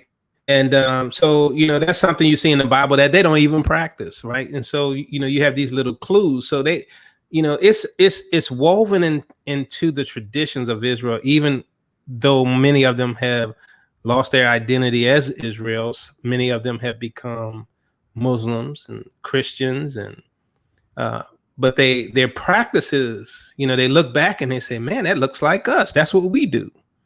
So I think it's in their DNA, right? In their traditions, and it was always there. So there's just a trigger. Like a lot of things we're here, right? As the diaspora, yeah, it is a shiny tradition where they can say, "Oh, wait a minute, I think they're onto something here," because we do those things. We have always done those things, so the awakening is really, as Brother Yacoba said, you can't stop the awakening, right? If it's of God, you can't stop it. And look at it today. And so, I mean, I think we're at a phase now where it's just going to go viral all throughout sub-Saharan Africa. And, well, it's already throughout the world. But we're going to see more and more of this happening in sub-Saharan Africa. And Teo, let me just kind of put that into perspective for our folks when they're talking about pouring out a libation. Look, we talking about Coolie High, that's for my old heads, Coolie High, and then Boys in the Hood. Well, Ice Cube, let me pour one out to the homies, Boys in the Hood. Exactly. That's the libation. That's really what it is. Yeah. Look, pouring out to them. Look, Yeah, here's to my homies, right? Yeah. But we didn't understand that those little things that's in our cultural norms, they were stripped in terms of the understanding, but we still have it in our practices. Exactly. And we will joke about those cultural norms still being in our practices, because we joke about what folks, especially if you have cousins that are country and they still country. And they'll be saying some country things. Like, who says that? And then you look at the meeting and it's like, wow. I never understood that. I never got that. Because a lot of us, we that's how we've been taught. Yeah. Go ahead. I'm just gonna say, in America, especially like you said, Cooley High and all, I was some gang stuff, right? I was in. And, you come to find out it's a tradition in Africa that goes back hundreds, if not thousands of years, right? Well, we know where it originated, but I mean, we had those traditions even in our captivity. We kept some of that, and that's how it got passed down. And when the slave master was killing our brothers, some of our people poured libations, and that tradition just was passed on. And it's an interesting dynamic of how the traditions were passed on, of how the UA community would say, "Listen, this awakening is something that's novel, and they would like to say it's never happened before here in the U.S. We don't make an account, we don't make a reference for it. We see that what's happening in this contemporary space is just an aberration, right? Now, granted, I will credit the UA and say, yes, we've never seen an awakening before at this magnitude, because we've had awakenings with Gabriel Prosser. We've had awakenings with Nat Turner. We've had awakenings in many of the every 100 years or so. There's been an awakening. There's been something, and those awakenings always lead to slave revolts. If you've really thought about that, awakenings always lead and have led to slave revolts. It wasn't until really about the 20th century with Marcus Garvey, there wasn't a slave, quote unquote, slave revolt required, because we had a semblance of, quote unquote, freedom. But remember, what was Marcus Garvey trying to do? He was trying to rally the troops to bring them back to Africa and then establish Africa. And that was the following. That was a force. And ultimately, he ran up on out of the U.S. back to Jamaica. So in terms of what we're seeing right now, is it wrong for us to assume and realize that this awakening is something that's never been seen before? Because this awakening is done in spirit and in truth. When we've been fighting things in the natural, we've only been getting natural results. You see what I'm saying? And now those natural results, they've always died by the wayside. It may have been good. It may have had a great plan. It may have been nice and thoroughly thought out. It may have even looked foolproof. But because we were just operating in the natural and not in the spiritual, everything had collapsed. And now with this awakening is purely spiritual. So everything that they had designed for a remedy against us in the natural has all failed. And they see it failing. What do you think how do you think, can the UA community respond to this? Do you think that they'll be able to respond to any of this? Well, when people wake up in the natural, right, you can demonize the movement, because you can take something they're doing that you can give the impression that is unjust, or spin it to look like something it's not. But when it's spiritual, like our people, all we're doing is saying, we love the Most High, we love Jesus, we repent. Get mad at a people that say we repent. How do you get mad at a group of people say, I want to serve the Most High, I want to serve Jesus Christ, Yahushua? How you get mad at people for that? But they get mad at us. Now, if we were out there talking about, the tithe and, let's get that money rolling, they'd be fine. They're not looking at the condition of your heart, right? But if we were carnal people, right, they would run amok with it. They would try to use that to say, you see how bad these people are? Look at them. We're not shaking hands with Garfield. We're not shaking hands with the Hotep community, right? We're not embracing them. Who are the people that claim to be Christians? They're embracing these other religions, or whatever you call them. And I'm not an expert on the this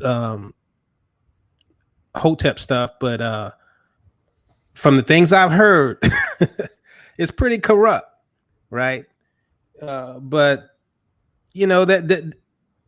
that's how you know you can't stop this, right? Because our people have a heart for the Most High. All they talk about is serving Him and loving Him, humbling themselves, repenting. I get emails, brother, pray for me. I'm trying to overcome this. I need your prayer for this. Help me with this. this is from the men and women of our community, you know, so that they have a repentful heart, right? And when our people humble themselves and turn from their wicked ways, he will what? Heal our land. So look, they could talk about us all day long at this point because the awakening is a righteous awakening. What can they do? We're going home because our punishment is over. We're going home because we're pulling away from the world. They don't want to see that. They embrace and love Babylon. We don't. Right? So this is beyond them at this point. We you know, it's like I said, we're in fifth gear now. We started off in first gear. We're in fifth gear now. We're motoring. We're just coasting. And now they're scrambling, trying to figure out what's going on. Yeah, I'm not gonna lie. This has been very this week has been very tumultuous. And we knew that this week was going to be very tumultuous. And I still, just in my humblest opinion, I believe that, look, we're on the brink of it. We're on the brink of it. Just because they had a ceremonial election doesn't mean that it was designed to fit the bill. I believe that really what we have been seeing, we've been seeing the nation staggering, because this is just off of the reports that I have looked at, the things that I've seen, you know, from shout out to Lisa Cabrera, because I watch her channel and she keeps it on point up there in New Jersey. She keeps it on point. She was showing, look, quite simply, the pollsters were showing, as a community, Black folks did not engage in this election like they had. And I think I was talking to Brother Christian about this yesterday. When we didn't engage the way that we had usually engaged, especially during 2016, 2012, and 2008, look how much this nation had gotten thrown into chaos. I mean, have you noticed that? They said, well, you know what? They hit you with the semantics. Well, 90% of Black folks that participated, they voted for Joe Biden. Less than 8% voted for Trump. A difference than what it was in 2016. Right, but that could be 90% of 20% of the entire Black community. Exactly. Exactly. Because you got to remember, if it was really 90% of Black folks voting, right? 90% of Black folks voting. And had that have been the 90% of Black folks voting like they voted in 2016, because remember, Hillary had about 80% of the Black vote, while Trump had 20%. Remember that? Trump had 20%. And right. They called it. They called it. They're like, hey, what was it, in 4 hours right after the polling? They called it that night. They couldn't call it for this election until Saturday. Exactly. So what's really going on, Karis? What really happened? Why did it take so long? Look, I'm using deductive reasoning. Look, this is inference. It's deductive reasoning. Look, if you had more people voting for Biden, but you had less of a population group involved, then guess what that means? That means Black folks checked out. Exactly. We checked out. Look, I told you that, family. I said, listen, this is the indictment. Now they're scrambling. Now they're rushing. Now they're scared. The indictment is we checked out of the system. Shout out to Manolo Chavez. I'm butchering that brother's name all up, but I see him on Lisa Cabrera's channel all the time. But yeah, but she comes on out with that. She comes on out. Plagues going on. Pigs getting messed up. Earthquakes. There's just an earthquake today up in the Massachusetts area, 4.0. That was today. I mean, all these things that's going on, everything that's occurring, and we've said as a community, I told you this. Inaction is more important than an actual action. Inaction is always more important than an actual action. Because what do they want and how do they thrive on us? They are spiritual vampires. They have to have an emotional reaction from you to drain off of you and to keep you drained. Well, you still in the matrix, right? If you're still responding to something that's a fraud in the first place, right? They're pretty comfortable as long as you get, whether it's a positive or negative response. If you're reacting to the system, if you're voting, you still believe the system. You believe it. Stop voting. It's a concern because now you pull away. Well, the question is, what are they going to do now? All they can do is unite. Well, yeah. But here's the funny thing about that. Here's the funny thing about that. Because we hadn't fully engaged in the system. Think about this. We literally stopped voting. We literally stopped voting. And this system's collapsing. It's like the implosion. That implosion was done on November 3rd. And now they're just teetering around. Because think about it. This is what this is coming out of Trump's folks. Trump's not conceding that election. Trump is not going to concede that election.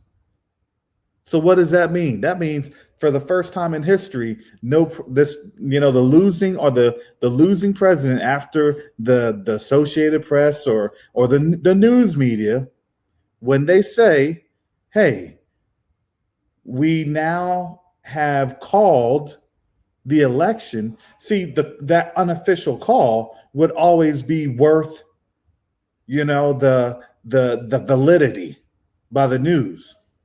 And Trump said, I'm not doing any of that. I'm waiting for the Electoral College. And by the time I wait for Electoral College, I'm going to do what? I'm going to invalidate this system. So think about this. So imagine for the next 2.5 months, all you're going to hear from Trump's people is the system is rigged, everything is rigged, it's all phony, it's all this and it's all that. While the Biden camp is saying, well, you know what, when we get into power, when we get in the government, we're going to fix this, we're going to fix this, we're going to fix this. One people are saying we're going to get in the government, the other people saying, no, you're not. This is crazy. No, go ahead, Tayu. Well, like Up Next said, they want us to enter into a covenant with them, and when we vote, that is part of entering into a covenant. So really, we're in agreement with the nation do vote. And did the Most High tell Israel? He said, trust me, follow me. Israel wanted their own king. The Father said, I'm your king. See, we don't get it. We keep turning to mankind, and especially non-Israelites. Non-Israelites are biblically our enemy. God told us, stay away from those nations. We don't listen. And then we need to be turning back to him. And we're trying to enter covenants with with our captors. I mean, that makes no sense. Why are we voting in a system that we know doesn't respect us, where we know the laws are used against us, right? We're entering in a covenant with our captors. So we're going to stay in captivity unless we pull away. So guess what? Israel is in the spirit of moving away. Why? Because they want their God back, right? So look, like you said, it's not even close to being over. This is just a calm before the storm.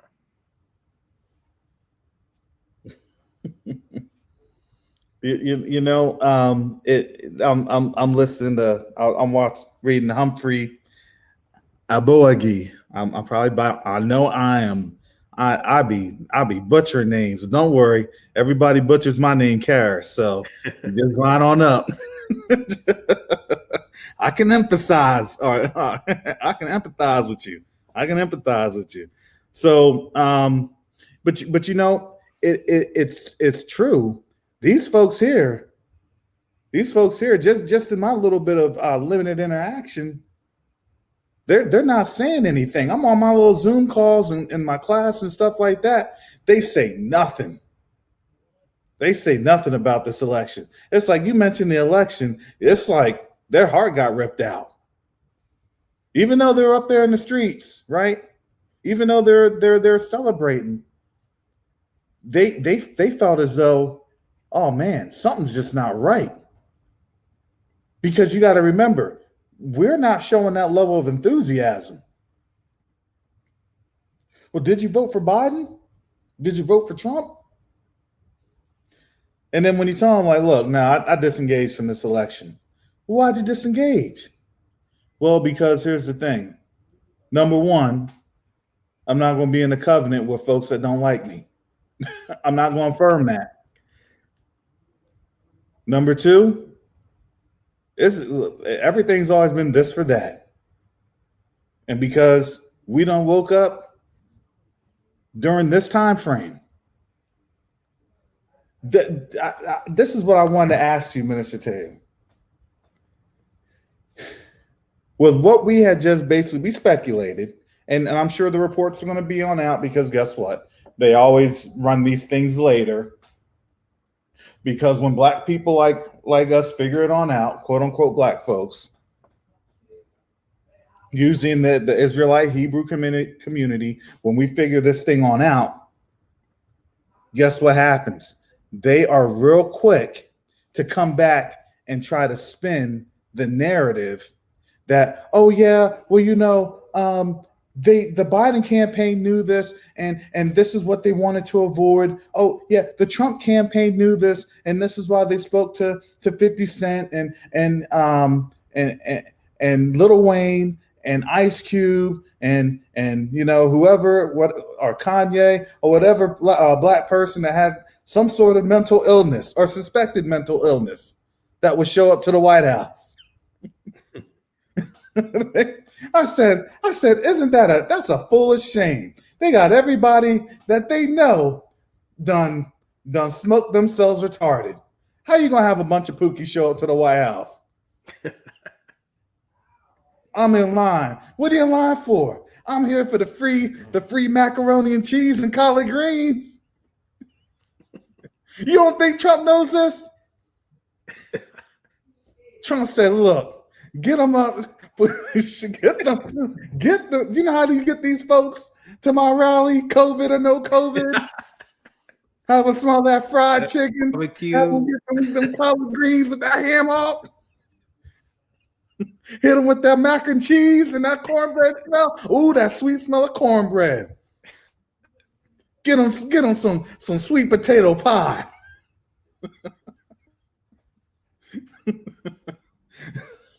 Then he had all them black folks on up there. Okay, I'll take my free shirt. You got to wear this shirt to get a plate. How many plates can I get? Can I get 2? Yeah, go ahead. Go ahead, sweetie. Have your Aunt Ruth on up there serving stuff.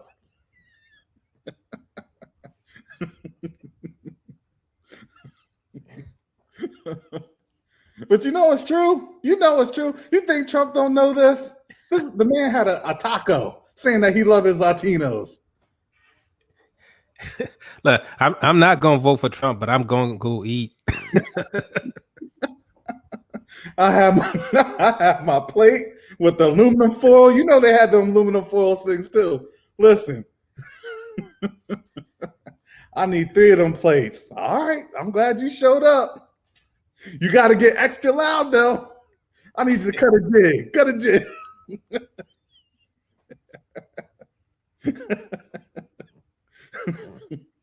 He was doing it too. Look, we're laughing because you know it's true. He was doing it. I bet you right now, Trump was probably thinking about how he can be the next Colonel Sanders. He's got to get out of his debt somehow. He's talking about Trump's chicken. Trump's chicken is so good. Make me want to slap Melania. All right, let me stop. Let me stop. But But Ted, what do you think? Do you think that that's going to be on the agenda next? That they're going to have to really start pushing the narrative of, well, black people still are involved. Well, I think that's sort of what they did. I think what they tried to give the appearance was that, hey, we're going to show you, even though you stand down and you don't vote, we're going to make it look like you support. Hold on a second.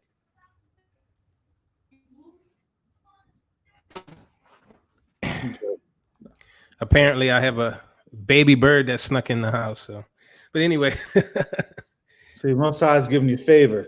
Most High, he don't favored you with the baby bird. Once he comes back, I need you. I need you. Look at that.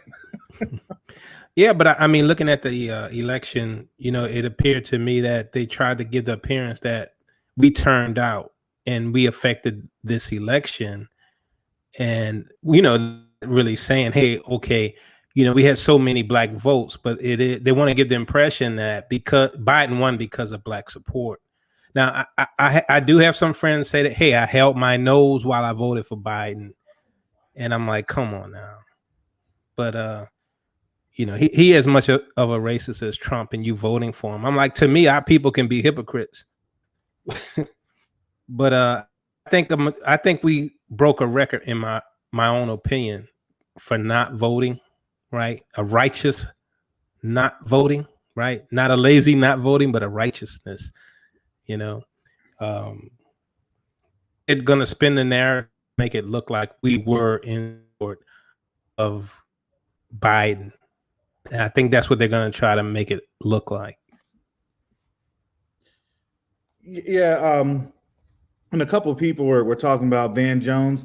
I hadn't seen the interview yet because here's the thing. They're always going to try to emotionalize black folks, especially black men, that see, oh, look, Biden, he shows his good for me. Oh, hallelujah.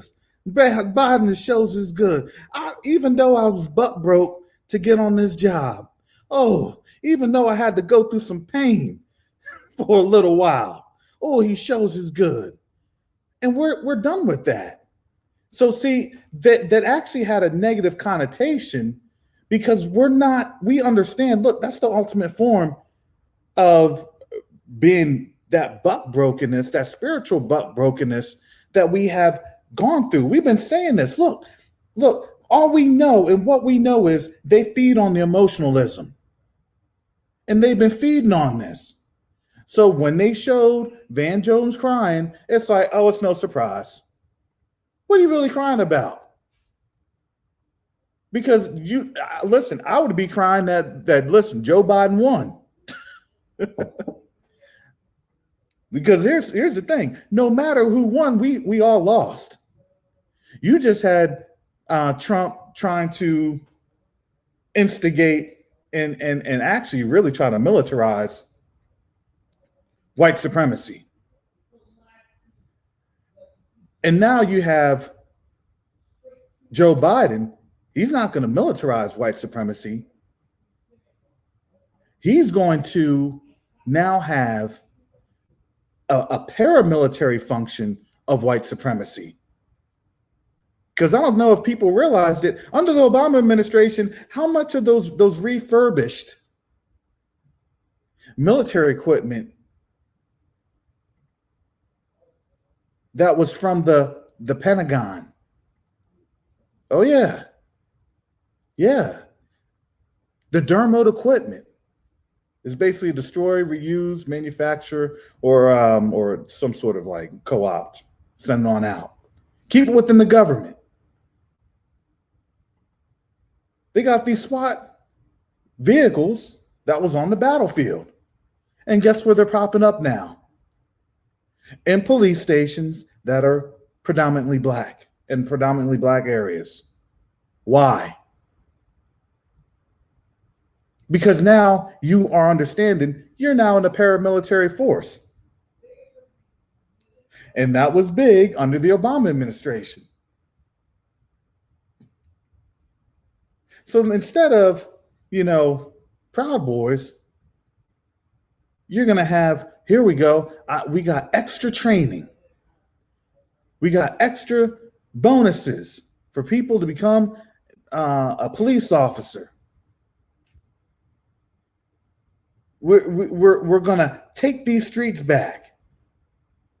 Right? Law and order. Well, if it's law and order, then guess what? How are you going to take the streets back when folks have been in quarantine?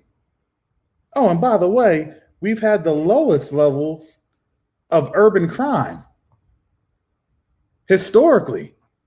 So I'm still trying to figure this one on out. Wait a second. We saw Black Lives Matter for a reason. We were saying systemic racism for a reason. Well, let me get law and order. Wait, time out. We're not doing anything. We've actually said, well, no, I'm not going to do this anymore.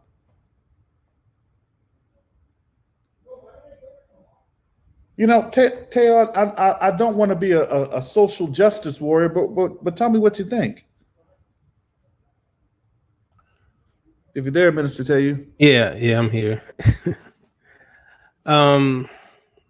Well, you know, we're not playing the game anymore, and I think, you know, I think there's going to be repercussions from that, though. I do. I think we're going to get a response. I mean, the reality is the game doesn't change. You know, you just have a new leader. The new leader continues with the same program. So it really, you know, I'm surprised people haven't woken up to that, because nothing ever changes, you know. And what surprises me is what we have to make, you know, our senators, our presidents, our congressmen, each and every one of them have to give an allegiance to the nation of Israel. Technically, that's treason.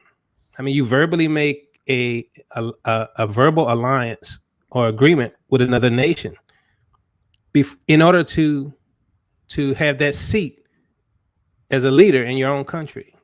You know, you're not supposed to be making allegiance to anyone but your own nation, but yet our congressmen, senators, and presidents have to do that in order to get that funding and that support. So, you know, people have to look beyond where we are. I mean, nothing ever changes. The agenda continues no matter who's in office, because if there's anyone that's going to try to do something other than the status quo, they end up like Kennedy.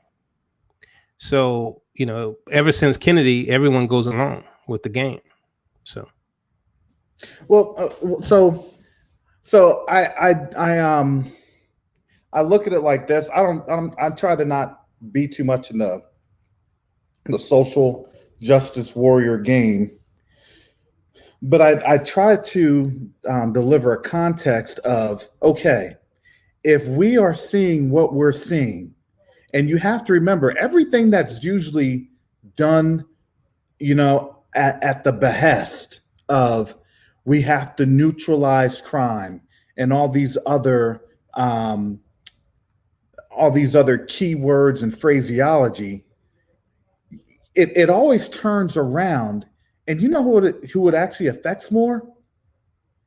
It actually affects the Gentiles more, because you got to remember, see, they're so hard to smash on Israel that they end up and they actually get themselves caught in their own snare. And see, I say that because we're now seeing how they're getting caught into their own snare with their narrative of, well, listen, we have to do something. You know, the Trump now rallying cry, if you've noticed that, these folks are trying to, and I believe, I wish Brother Christian was still on here, because he had talked to me about this, that he heard from one of the Trump sons that they were talking about civil war. And so when they're talking about civil war, we already knew that they wanted to have this confrontation. But what the timing is a little auspicious, because we kind of understood how this timing was going to be, and this timing is within that year window. So what does that mean? And honestly, what does that look like for us? You know, we can't claim that we're Switzerland. We're not going to be able to say, that's not about me. I'm a neutral party. I didn't vote. Don't believe me? Listen, I never got my voting sticker. I never participated. But I don't think that that's going to be what a lot of the Gentiles are going to be thinking. I think that they're going to be caught up in a snare. They're going to be caught up in a wave. I think as black folks, especially Israelites, Hebrews, Judeans, whatever we want to call ourselves, we're going to start understanding, and we've already done that. We're going to be preparing even more. We've already been saying, look, keep your head on a swivel. We've already been saying, look, prepare. It's foolish if you don't prepare. The time is now. You see it. And now that we're seeing it, would it be a surprise if we see Trump declare martial law because of the confusion going on? That could very well happen. I mean, they've been stoking the fire of this race war, right? Trying to get those embers to burn. And, they're trying to let Israel be the trigger, right? And that's why we see the slaughtering of our men and women in the streets by the race soldiers, right? They're trying to stoke the fire, but they can't get the embers to burn. But they are going to kick it off anyway, and they think we're going to just fall in line. But I think what's the difference is that we're going to be pursuing our own interests, right? I mean, we may have to defend ourselves, but we will be pursuing our own interests. So instead of it being alt-right versus alt-left, which is what the ideal scenario, like North versus South Civil War, alt-right versus alt-left, but has their own. So even if we can't fully pull out of what's coming, we're not going to promote their agenda, right? Because our goal is to protect our own, protect our people, and get out of here. So it'll be interesting. But yeah, I do think it's a good possibility or probability that Trump could say, hey, this was a rigged election, and until we find out what's going on, martial law. I mean, he's crazy. I'm not gonna call him crazy as much as he's weird and strange enough to do those things. I look at it like this. He's already kind of hinted that everything that he does, there's always a dog whistle approach to it. And the whistles have been going on out. And I'm not going to be surprised that when everything opens up on Monday, things are going to happen very sharply. And so I look at it like this. What a lot of people weren't talking about during this election was about stimulus. And remember, Trump had said he was not going to entertain anything dealing with signing a stimulus bill until when? Until after the election. So now this election's is gone. It's been done, and it didn't go in the favor of Trump. What happens to Wall Street? See, I don't think a lot of people realize you go crazy when when that bank account goes to zero.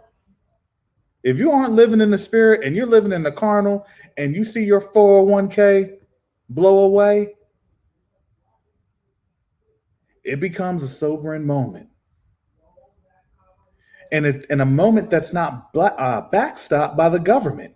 Because I read the articles, I read the little Financial Times, the Wall Street Journal, Bloomberg. I see that stuff, and they already said, "Listen, we don't have the financial tools available to stem anything that could impact." Which basically means they're all out of options.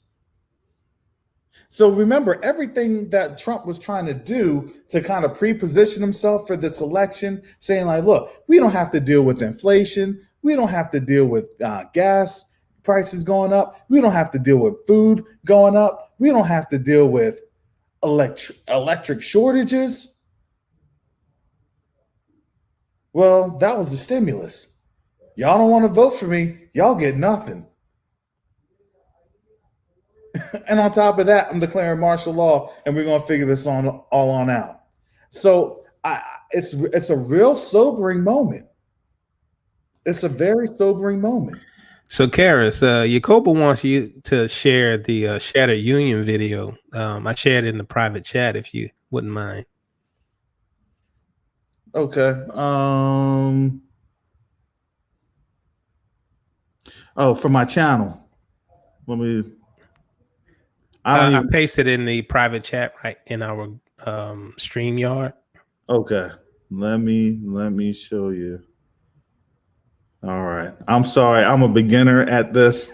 Do you see the private chat tab? Yeah. Okay. Okay. All right. So.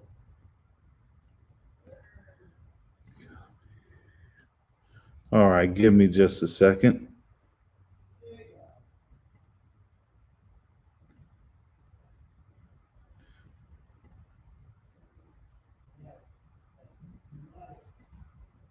Okay.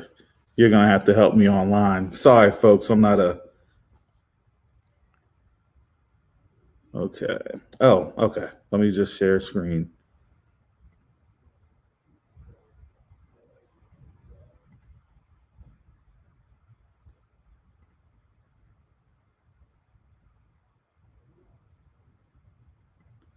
Okay. Sorry, folks.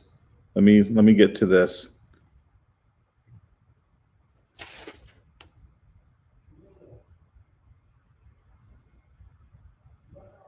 Okay.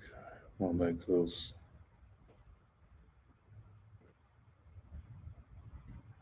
You want me to do it? I can try to share it.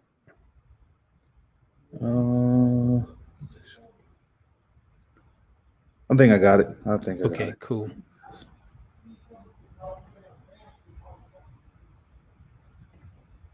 Okay. Can you all see it? We see the Hebrew Sphere tab, but yeah, we do see your browser. Okay. Let me. I could post it in the community chat, and you could just click it straight from there. Would that make it easier? Yeah, because I think that I'm definitely having some complications. Sorry, Yeah. folks. This is I got hijacked with with everything. Let me do stop screen. Let me do this again. All right. All right. Let me do this.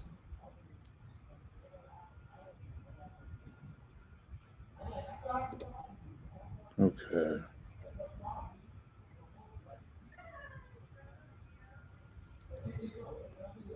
Okay. Here we go. All right. Can you all see it? Yeah.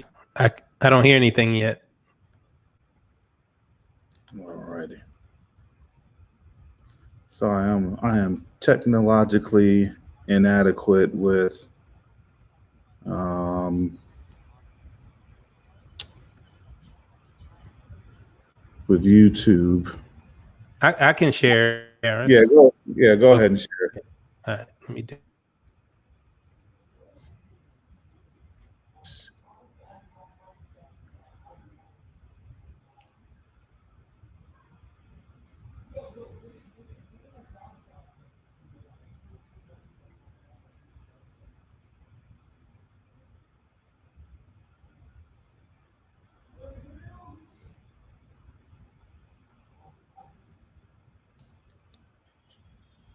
Can you see it?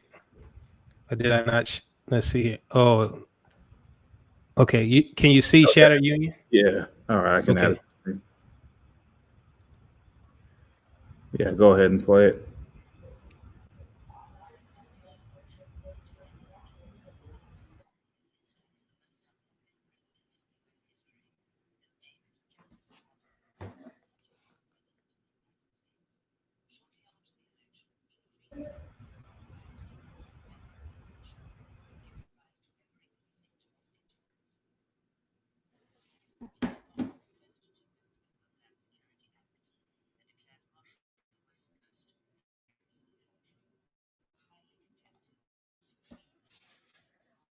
Yeah, I tell you, it doesn't have the sound. Okay. Let's see. Yeah, that's what I'm trying to figure out on my end. We ought to get Jacob in here. He knows how to do this. Oh, there he is. There you go. Okay, we got to let him do it. How's that? All right, he saved the day. Yeah. I'm trying to get my subscriber count on up. Y'all trying to make me look bad now. All right, y'all hear me now? Yeah, we can hear you. All right, I'm coming. Yeah, I've been a little. I've been under the weather, so I would have been on, but you know. Well, that's all right, man. That election can take some things on out of you. It's like I don't even care about Trump and Biden. Why am I watching CNN till 3 in the morning? I hear a delay. Hold on one sec.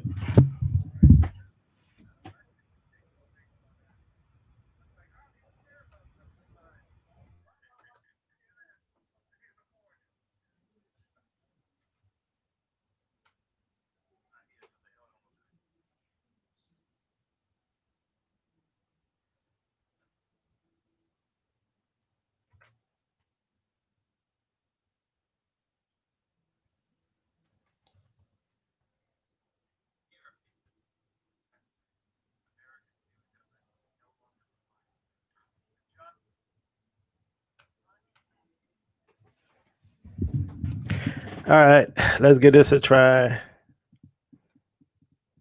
And Karis, it may not go directly to the screen. I mean, to the stream, you might have to hit add stream, just like when you see me at the bottom.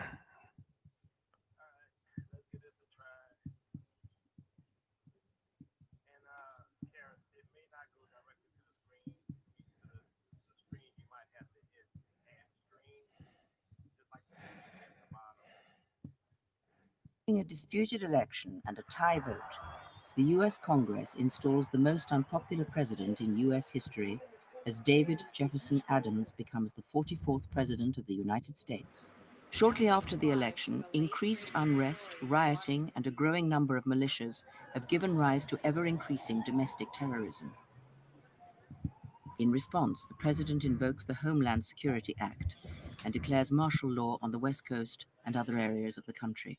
Though highly contested, a Supreme Court ruling sidesteps the electoral process, disqualifying popular presidential candidates from several states. Public outrage explodes when a sham election leads to incumbent David Adams accepting a second term in office.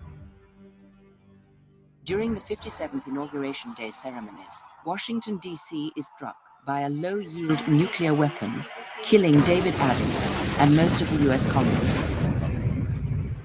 The destruction of Washington, D.C. effectively breaks the chain of succession, sending the nation into chaos. In an emergency vote, the European Union deploys peacekeepers in the greater D.C. area to secure international interests. With separatist sentiment rising, California's governor declares home rule and secedes from the Union. Texas follows quickly and declares sovereignty, taking neighboring states with them and forming the Republic of Texas. Now, the once United States of America lie in ruin. The time for words has passed, and a second American Civil War now erupts as 7 factions wage war across the land. They battle one another to reclaim a nation, to restore peace, to rebuild this shattered union.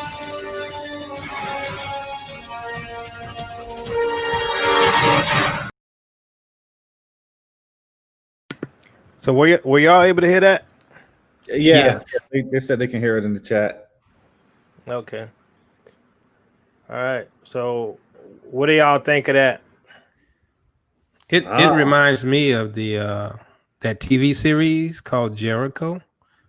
Yep. And when they divided those the nation in regions run by like Texas was one of them, and some nuclear incident sparked the divisions of the states into individual nations. So it seems did y'all catch the part about the most hated president in the world and going up against his challenger, and it had to go to the Supreme Court to be decided, and that it was the Supreme Court overrode the will of the people, and so the hated president ended up being in charge. And so then during his inauguration, it got nuked by a small tactical nuke, which destroyed the whole system of government. And so therefore the state started to succeed from the union. So, I mean, to me, you know, there's a lot of similarities to what's happening with the hated president, you know, and the fact that this particular election is being contested based upon supposed fraud. Right now, I'm of the opinion that, you know, there probably was some, you know, shenanigans going on. But whether or not they can prove that is the question, right? That's the question. Now, a lot of people are saying, you know, that Trump has evidence, and that once he goes to the Supreme Court, he's going to release that evidence. So, I mean, what do you all think about that?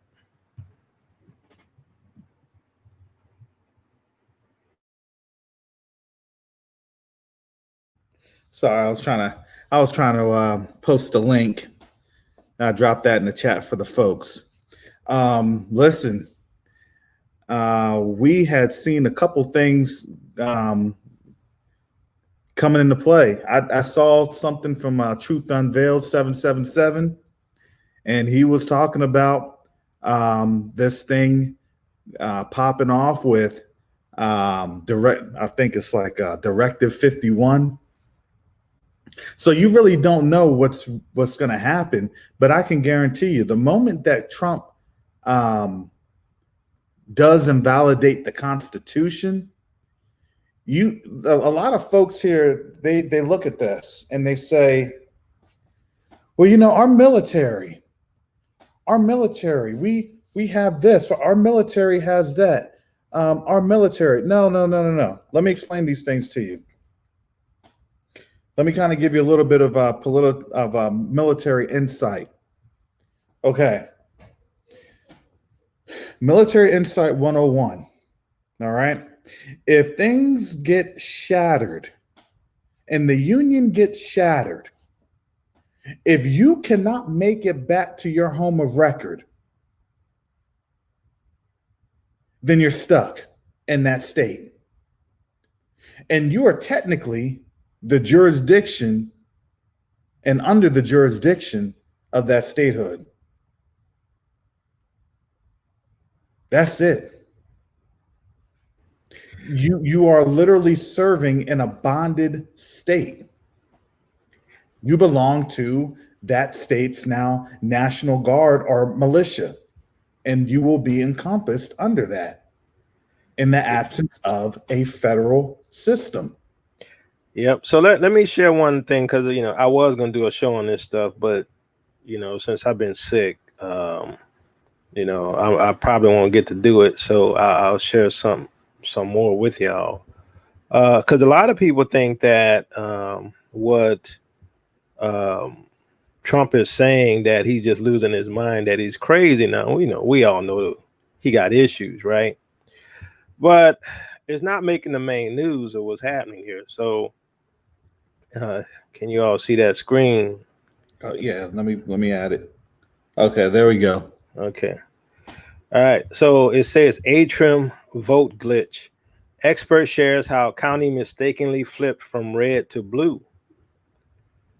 A failure to properly update software was the reason for a computer glitch that caused massive errors in unofficial election results reported from Atrium County, the Michigan Department of State said late Friday. And a UN professor of computer science and engineering who specializes in voting systems and security says it appears the snafu arose from an unusual sequence of events, very unlikely to affect any other jurisdiction.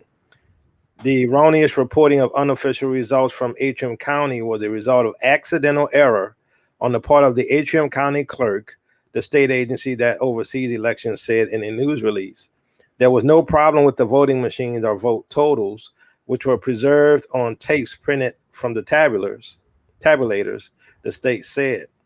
The problem occurred when the totals by precinct were combined into candidate county-wide totals for transfer to the state using election management system software, the state agency said. So all ballots were properly tabulated. However, the clerk accidentally did not update the software used to collect voting machine data and report unofficial results. Atrium County uses voting machines supplied by Dominion Voting Systems. The same equipment is used by most Michigan counties, especially smaller ones. But the state said the software problem was not related to the Dominion voting equipment. Atrium received programming support from another company. So basically, there, right there, just in that one location, there was a problem with the voting machines and the tabulation of the votes. Now, they say it was a software glitch, that flipped it, right? Minister Taylor, what's your thoughts on that software glitch? Well, I mean, first of all, deployment of software doesn't like that. Oh, I forgot to update a machine. Yeah, he's coming. You're breaking up. Okay. Any better? Yeah, now you're better. Okay. Yeah. First of all, I mean, this is a national event, one of the most important national events of the year, right? And it's managed by, high profile corporations. They don't deploy software like that. You don't just, I forgot to update one machine and this is why it doesn't work. Deployment processes don't work that way. I'm sorry. They plan it. It gets tested. All the machines get double checked. QA team. It goes through. Let's say what we call customer acceptance testing, things like that. It goes through all these test processes and then get flagged as working properly. You don't just, I forgot to update this one machine. It doesn't work that way. Second of all, how what in the code would make this software say, red state, blue state? No, it's supposed to tally votes, right? So okay, John Doe voted for Trump. Jane Doe voted for Biden. So what in the software is going to change that where it flips? It doesn't. It's based on the total count of the votes per person. This is simple mathematics. So I don't even see the scenario where a glitch could cause blue state versus red state, unless maybe they're saying it's a reporting issue. But they said it was a software update issue, which makes absolutely no sense. Okay. Well, all right. Well, let me kind of explain some things to you, Minister Tayu. Okay. You're coming with some uppity answers. You didn't understand. Listen, I'm white and I say so is the bottom line. You're not supposed to ask questions, Karis. That's the point. Why are you trying to make this thing sound so correct? We don't rig the system. You thinking too hard about this. Just accept the narrative and move on, please, right? Yeah, exactly. Man, look, we kind of all knew where this thing was all coming to a head, and as it's coming to a head, it was imperative that we prepared, because here's the only ones that's caught off guard are basically folks like UA. You're not going to hear the sermon going on up. You're going to say, well, everything's good. Everything's fine. The pastor said, just keep paying the tithes and God is going to work this on out. But when you have these plans,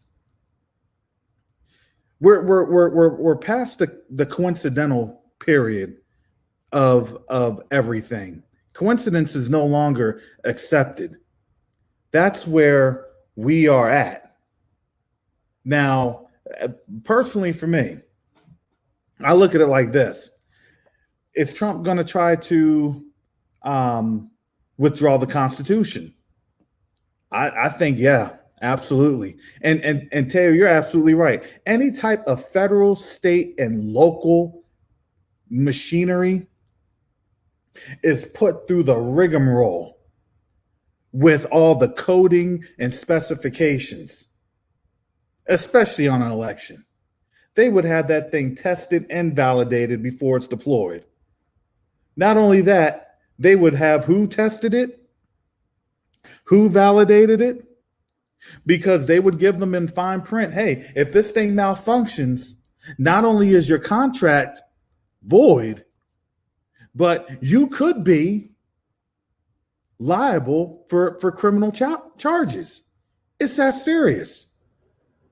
Yeah, and we use such a thing as agile methodologies, right? And Scrum and Kanban, things like that, which is a process for software development and release.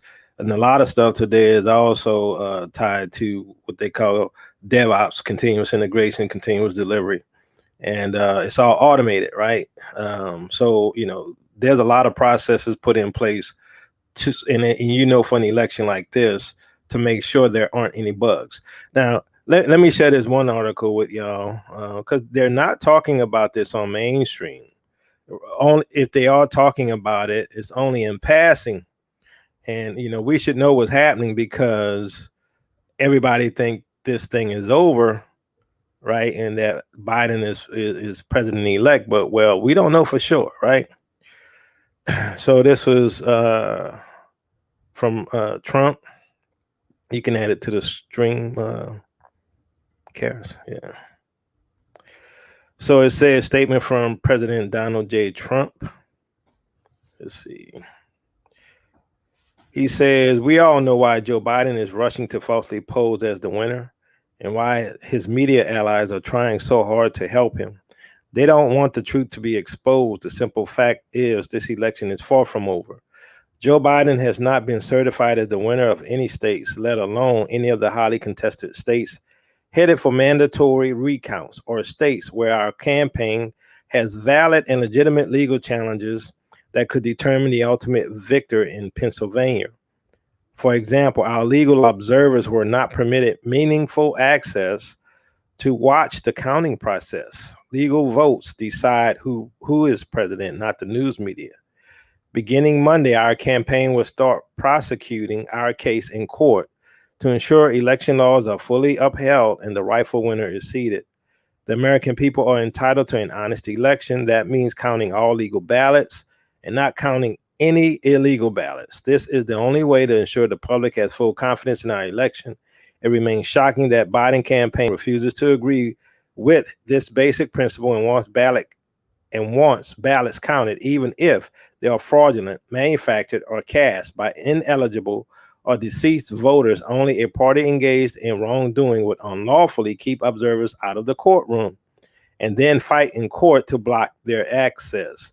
So what is Biden hiding? I will not rest until the American people have the honest vote count they deserve and that democracy demands. So here's the thing. A lot of people think this thing is over, right? That Biden is president-elect. Here's the problem. Just as you see with Trump talking, it has been shown by some people, I don't have the particular article and video, but that at certain post office places, they were backdating late votes. So the votes had to be in by November 3rd, right? And some of them came in, a few days later. They were backdating it to November 3rd. Right, which is illegal. So, but the mainstream media is not talking about that.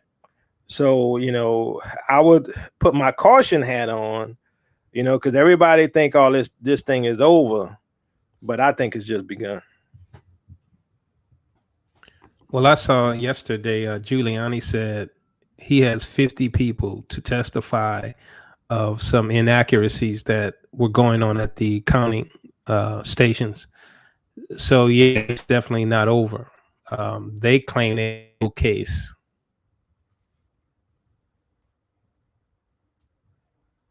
You're breaking up. Tell you.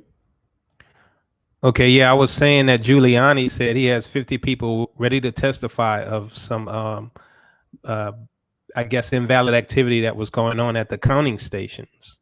And so, yeah, this is not over. You know, listen, Giuliani, he really did need to go somewhere for like a few months, especially right after that Borat movie, because you got to remember, nobody's really going to take him seriously. You know? And so the problem is, listen, I don't dispute that. There's probably all sorts of counting irregularities. This thing is all sorts of messed up. But we knew what we were in for and what we're getting ready to get into this season. When we had been saying, listen, Gentiles, listen, Israelites that haven't yet awoken, listen, the time's up. You had a space to repent. For my Gentile brothers and sisters, if you're listening and you've awakened, listen, that's not applicable to you. But you want to know what is applicable to you? You have a responsibility to tell your family. You have a responsibility to tell your friends. You can no longer sit and be comfortable because comfort is no longer an option. And that same indictment holds true to us. We can't sit. We have to tell them, listen, you know that this thing is now running its course. The Most High is in control. And I've noticed if you hadn't caught the IED, if you notice the IED was quote unquote, or the nuclear bomb was snuck in. Imagine that, snuck in. I would think that it would be easier, more feasible, you know, an air delivery, but snuck in. Think about that. They're telling you the clues. You can't sneak anything in, not into the White House, without it being a deliberate action. And can't y'all see how the Shattered Union video can come to pass, right? Because if it goes to the Supreme Court and they do have evidence of, you know, shenanigans, then, you know, literally what happened, you know, because we know what Antifa gonna do if Biden, who they believe is the legitimate winner, ends up not being president-elect and Trump getting a second term, right? And remember, all of this is gonna be happening during the time of a second wave of COVID, right? And so you can imagine what's gonna happen. Food supplies, you know, gonna be hurt. You know, delivery of all goods, because there's going to be protests all over the country. You know, it's going to get crazy. And that's why, you know, I just watch everybody who's like dancing in the streets. I'm like, I wouldn't be dancing right now until, you know, all of this settles. You know, just like as someone in the chat had posted earlier about Van Jones crying,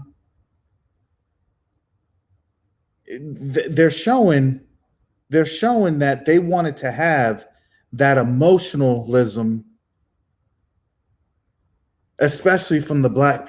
Look, I want to spearhead this emotionalism, and you know what, Minister Yacoba, you coming on right now and kind of showing and highlighting all this stuff. This is exactly what we had been talking about. I'm going to use them and black folks to be that emotional conduit. Because why? If you have a voice in something, we naturally do what? We naturally rally the masses, right? We naturally rally the troops. And so who's the biggest cheerleader of anything? It's always black folks. If black folks aren't involved in anything, it never takes off. Just imagine that. If black folks didn't in earnest say, listen, look, you got to stop this police killing. And once we lifted our voices in that lion roar, the whole earth shook. Now, it's an indictment because the problem is they didn't get enough black folks to buy in to this election, just like what we had said. So now with this whole shattered union, this becomes very interesting that, well, who are they going to get to kind of rally to their call? You see what I'm saying? Who is going to be that voice? Because we have to have a black person. I doubt it's going to be Kamala. I doubt it. Well, if you notice, the fact too that they have Kamala as a black face on the Democratic side, and Black Lives Matter was the movement for against oppression and killing of black people in America, and now we're the focus of the media because they're saying Biden wouldn't have got there without the black support. But we know that a lot of black folks did not support him. Right. I mean, to me, he would have had to have the numbers that Obama had in order to get to where he's at. And we know for a fact that many people did not support him. So how much white vote did he get to push him over? That's the question. So when all of this goes down, who they going to be looking at? They're going to be looking at us. They're always looking at us. We're the ones causing trouble. We're messing up their union. We're messing up their constitutional government. Why? Because black folks are getting in where they don't belong. That's what they think, right? And so now we're going to have this contest in the Supreme Court, and it's very likely that Trump can end up winning. And that's why I'm saying, I've been saying this from day one. I think all of this is scripted. I think the Democrats know what the result's going to be. I believe the Republicans know what the result's going to be, because it's all meant to cause chaos, to cause the destruction of this nation, to cause the new world order and a new system of government, so that the Great Reset can happen. That's what I believe, right? And so it all seems to be happening like, I would think it is. And then let's not forget 2nd Ezra chapter 15 and 2nd Ezra 16, right? Which sort of fits this scenario. Yeah, yes, it does. And we have to understand. I like to always bring out the scriptures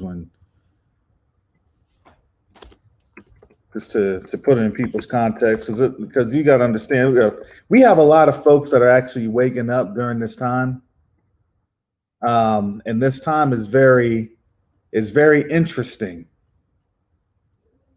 But we'll have that posted.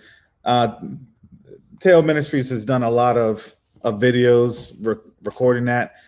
You can check out their channel for those that don't know, and that are just coming here and understanding what's happening. You may have been on Sista E's live, and then you followed on over here.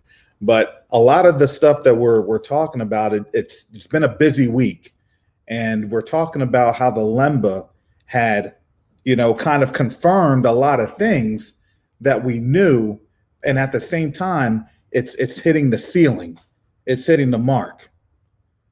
And so we know that the Most High, he never moves in chaos. He moves in an orderly purpose.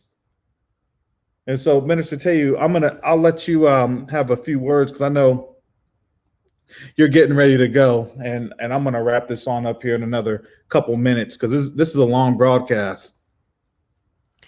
Yeah, just say thanks for having me on, Karis. It's a good conversation. As Minister Yacoba indicated, there's a lot of things in place that seem to indicate that we're not done yet. And we'll see more tomorrow when this thing goes to court. So just here. All right. Thank you. I appreciate it. Yeah. So just as Minister Tayu was saying, we're still looking at the legal systems.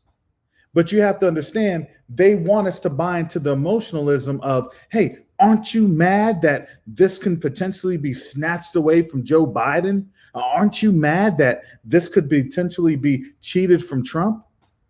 So that's the narrative that they want to have. Look, if I can get you emotional, how do salespeople always drive off of? They drive off of emotion. I'm going to sell this to you. You really like it, huh? You really like this car, huh? Think about being in this car, the windows down. Think about how the leather will feel. Think about the AC. They want you to be and feel that emotion. Am I missing something, Jacob? Is that what you're seeing also? I mean, you're absolutely right, because if you think about it, right now we have the right wing in their emotions, right? Because they believe that the elections were stolen from them.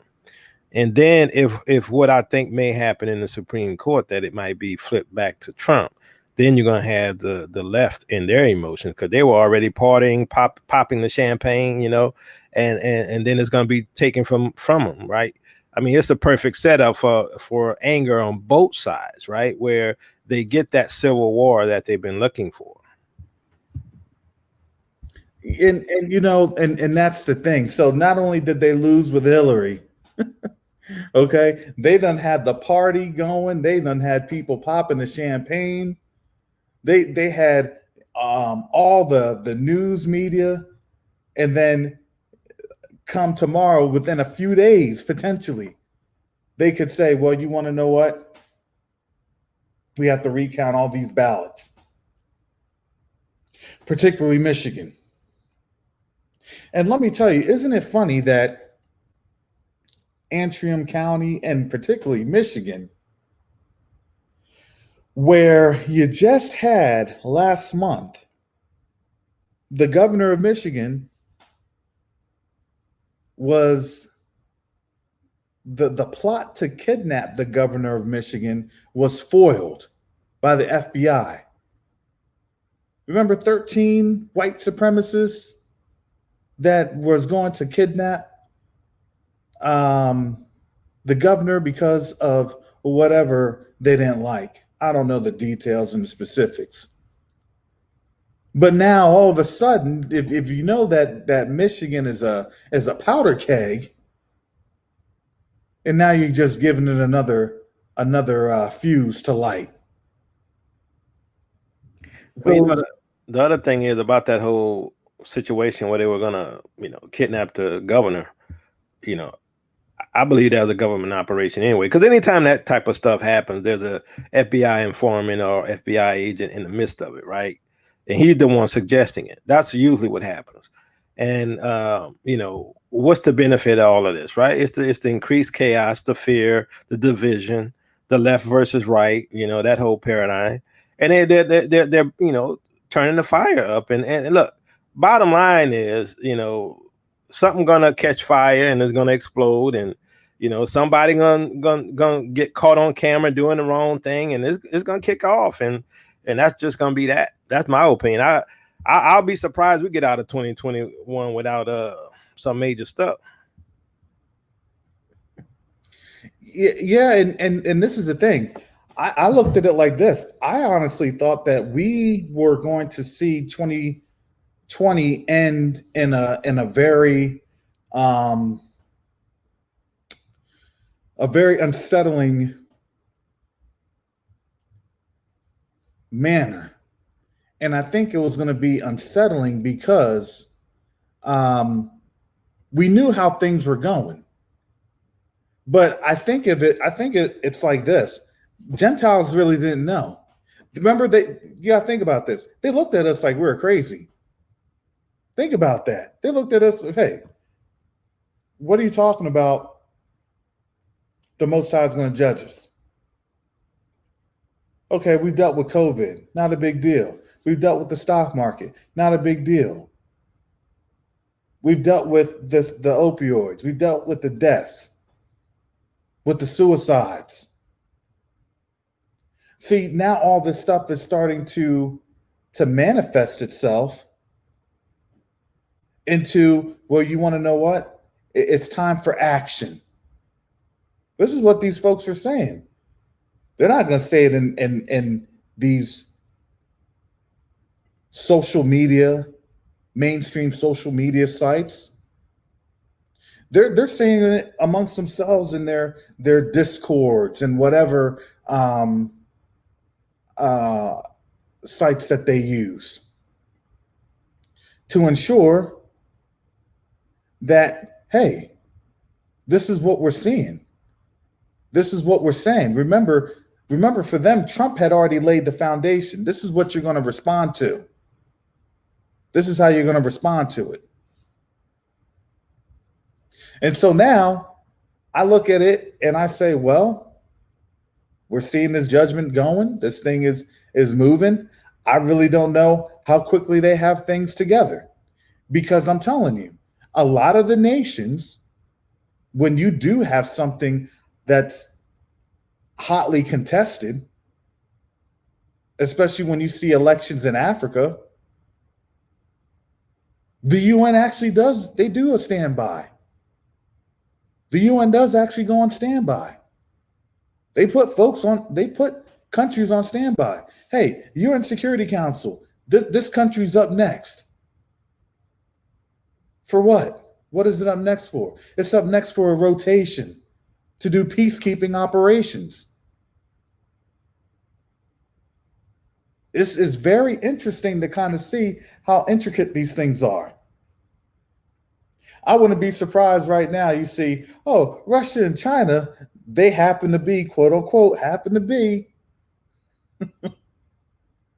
on that rotation for this year's, peacekeeping operations. They're going to be lead. It's very interesting how all this stuff is shown, but how it's just ignored. So, Minister Kobe, before we go, do you think right now we're just now seeing just a level of ignorance that's just shameful ignorance because of the evangelicals just not wanting to even begin to understand what they're looking at, or do you really think that they know what they're looking at and they just don't want to say anything? They're just going to ride this shit to the end. What are your comments? I mean, on what side? I mean, are you talking about the political side, or based upon who we are, or what? I would say let's talk about it from the theological side, because really the theological, it drives the political. True. Well, I mean, here's my thing. At this point in time, I don't think there's a Gentile who doesn't believe it in the back of their mind who we are. They just can't accept it. I don't know if you saw the post in Hebrew Sphere from the UNESCO document that talks about us being the Black Jews, and how the Portuguese put us on the coast of Africa and all this stuff. Did you see that one? No, what was that again? A UNESCO, a United Nations document that mentioned who we are, and that we're African and Black Jews, and that the Portuguese put us on the coast. I mean, just what we've been teaching the whole time from history. So this came from the UNESCO. UNESCO is the United Nations. It's like the heritage site. Yeah, I don't know the acronym from the top, but it's a respected organization that does document what we've been saying. Yeah. And so you saw that article in the Hebrew Sphere? No, I haven't. Okay. So I mean, right now it's literally undeniable who we are. I mean, literally. I mean, you can't go any further with all the evidence we already posted, right? It's like, well, what else do we need, right? What else do we need? Because I'm like, right now we got enough evidence that we could take it to court. We had it beforehand, right? But when you get a chance, check out that article, and it'll let people know for a fact. And I'll read to you all what it says. And it says, it is of great importance that this small group of African migrants has such an impact on the policies and actions of Great Britain, Portugal, and the Netherlands, as well as on local Indian states. Africans also settled along parts of the Malabar coast during the 17th and 18th centuries. These were Black Jews, descendants of African slaves, who had left Cochin and Kerala in southern India to come and settle on that coast. Most became domestics and intermarried with local inhabitants and other Jews. The Portuguese were responsible for settling African slaves along parts of the Malabar coast, especially around Goa, which became one in its headquarters in the 16th century. So I'm like, okay, you got UNESCO admitting who we are, Black Jews, the tie-in to Portugal, everything we've been talking about historically. I'm like, if you got any people out there who don't believe who we are, it's self-delusion. I mean, at this point, it's self-delusion, right? And so they can stick their head in the sand all they want, you know. And right now, we're at the point, from what I see, that, you know, everything is happening as we would expect. And I believe that second Exodus is near. That's my opinion, regardless of the naysayers out there who don't believe the 400-year prophecy. You know, it just, everything is there. I mean, what else do you need? What else do you need to prove for people of who they are? Let alone do we not have the historical evidence? We also have other Ashkenazi Jews admitting who we are. Everybody's admitting who we are. So if anybody is delusional now of who we are, then that's a self-delusion. That's my opinion. It's self-delusion. And right now we're on the cusp of the end of this nation, right? That's my opinion. Right now is everything you would expect for this nation to fall. So I don't know if I answered your question. Well, you know, the thing is that we have as Black folks in general, we do want to see a linear pattern. We want to see a pattern where the Most High is predictable. Because you got to remember, we like predictability. We don't like unpredictability. And so when we see a lot of these things going on, you know, listen, I'm not going to lie. I look at things and I say, hey, when I see the news, when I see all these things going on, I want to be able to say, you know what, thank God everything is going, hallelujah. The Most High is moving. I can start packing my bags. Wait a second. When did the Most High tell the Israelites to get their bags packed? Do you want to listen? I don't think people understand this.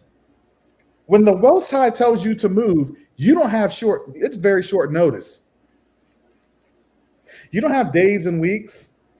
Okay, well, the Most High is getting ready to move, so let me call the international shipping and freight companies so I can get me a Connex trailer and make sure that I get my stuff to Port of Jacksonville.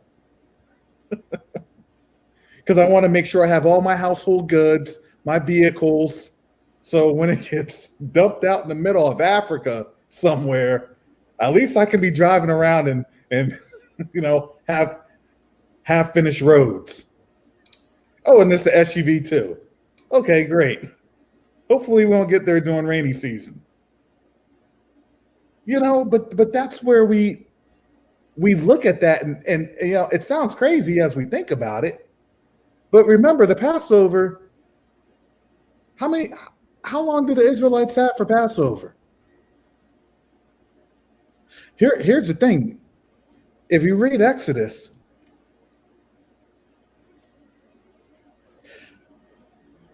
the Most High didn't give the Israelites no more than 24 hours. Brother Jackson, do you agree? Yeah. So, sorry, I had to run to the store real quick, but yeah, I agree with what you said, brother. You see what I'm saying? Isn't that right, Minister Yacoba? I mean, you're the ordained minister, so I'm just going off of what I've read during the scripture. But what I've read, he didn't give them a couple of days. He literally gave them less than 24 hours. Is that accurate? I mean, I think during all of that, I think they had more time than that. I mean, if you watch the movie about the Exodus, it looks that way, like 24 hours. But I think they had more time than that to get ready. But I don't think it was, a lot of time. Maybe a few days, maybe a month or two. Who knows, right?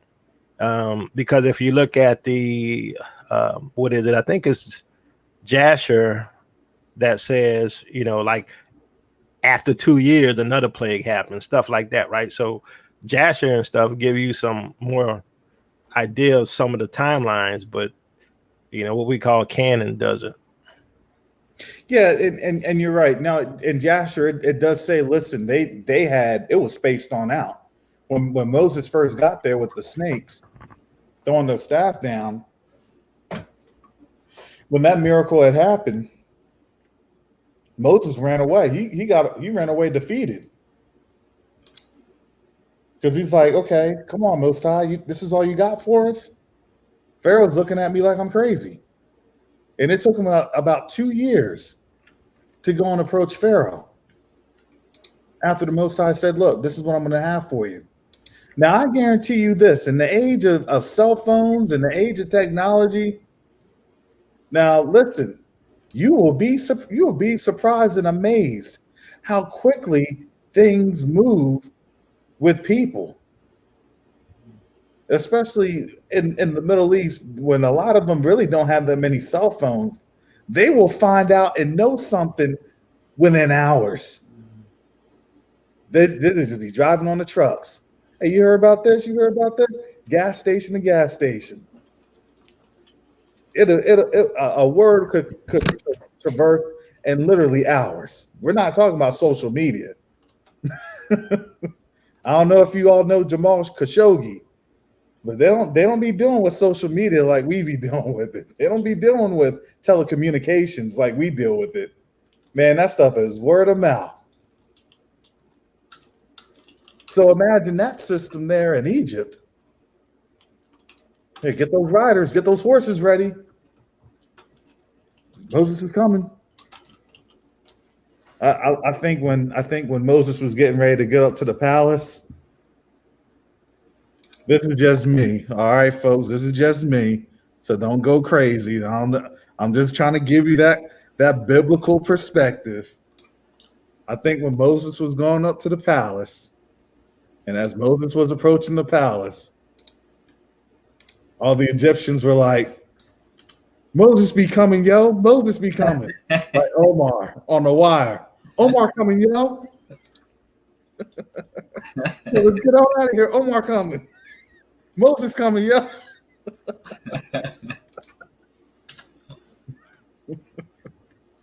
Oh. But Brother Jacob, I'm gonna give you some any final words, final thoughts, because we turned this stream into a Teo to a Teo broadcast. Yeah, I see y'all made this a marathon. I'm not going to name any names, but there are some excuse me, over in the UA area. I'm trying to build my tolerance to do 11-hour broadcasts. Yeah, I mean, all I gotta say that's left is be careful, because I don't think it's over. I think it's ending, and I think it's about to light up. A lot of people took a breath of fresh air because they thought Trump was done. I don't think Trump is done. I don't think the judgment on this nation is done. And like I mentioned in my show, based upon what we see with the coming great reset and with the forced vaccination programs and all these things, if the Most High don't come for us now, what do you think gonna happen? What options do you think you're gonna have? Remember the James Bond movie? I don't expect anything of you, Mr. Bond, but to die, right?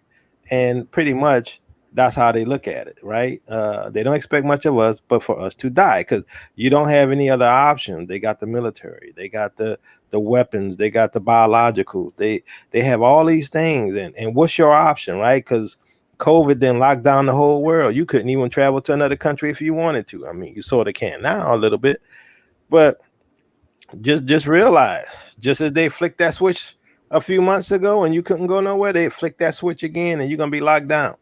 And this time you might not be able to get food unless it's parceled out to you. So I just say be in prayer, be cautious, and I just think that everything I expect to happen, I'm seeing, and we'll see if it happens that way or not. And let's not worry about UA because they don't know what we believe, nor do they want to fellowship and try to understand what we believe. So, let us do us, and we can speculate all we want without them trying to hold us to anything, right? Well, yeah, I appreciate that. Brother Jackson, if you want to give some closing comments. Yeah, everything what y'all were saying is on point, and I do think with everything going on, the evangelicals, that community, it's in disarray. It's been crumbling, like I said before, but I think now it's just in complete disarray, and it's just going to get even more confused. So I wouldn't be surprised if you start seeing more evangelicals go through and start to rethink what they thought they knew. Be like, hey, like what I thought I knew, it's not working out. Like this timeline, it's shot. So I wouldn't be surprised, kind of like what I said before, if you do start seeing more evangelicals. I don't know how many, could just be a few, but if they do come out and start telling the truth of who true Israel is. So Christian, I'm glad you mentioned that. Y'all know the guy Trey Smith? He's like a online evangelical type guy. He got a pretty huge following on YouTube and stuff. No, actually, I haven't heard of him. Okay, well, he I think it was a Facebook video that he had, and I think it was like 21 minutes in. And he talked about how there's this great thing coming for black folks and how everything that was done to them with slavery and all this kind of thing, that and I'm paraphrasing, they're going to benefit and get that back. Basically, he was saying, I'm like, okay, well, does this dude know who we are? And the only reason somebody had pointed it out to me because I don't watch the dude, right? But, there seems to be a hidden groundswell of Gentiles with major ministries waking up. Definitely, yeah, and you're 100% on point, brother, and I think we're going to continue to see that grow. And that's what we had been saying. Listen, we know what the truth is, and the truth is liberating. And the thing is, they understand what the truth is, but they really can't yield. They can't surrender to the Most High. That's really what it is. And so when we're trying to explain to them, like, look, you're not. And here's what we also have to understand: when we're living in the carnal, we do things and we experience things in the carnal. So can I interrupt right quick? Yeah. So they got this guy. Yacoba said he expected us to be out of here around August 2020. Now you're being disingenuous. That's foolishness. That's foolishness. I can tell you did not listen to any teachings I ever had. That's foolishness, and you need to go sit yourself down. Okay, I said it. He was going to light a fire under Yacoba. I already knew he was going. I was like, Lord, Father Yah, let patience. Because that's we're seeing it. Listen, nobody cares about. Well, we do care. We do care. Listen, the time frames, the dates, those are all irrelevant. We've already said the dates were irrelevant. We knew that we were in 400 years.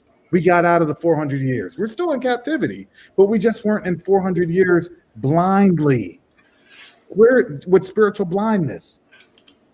Now this nation's being judged.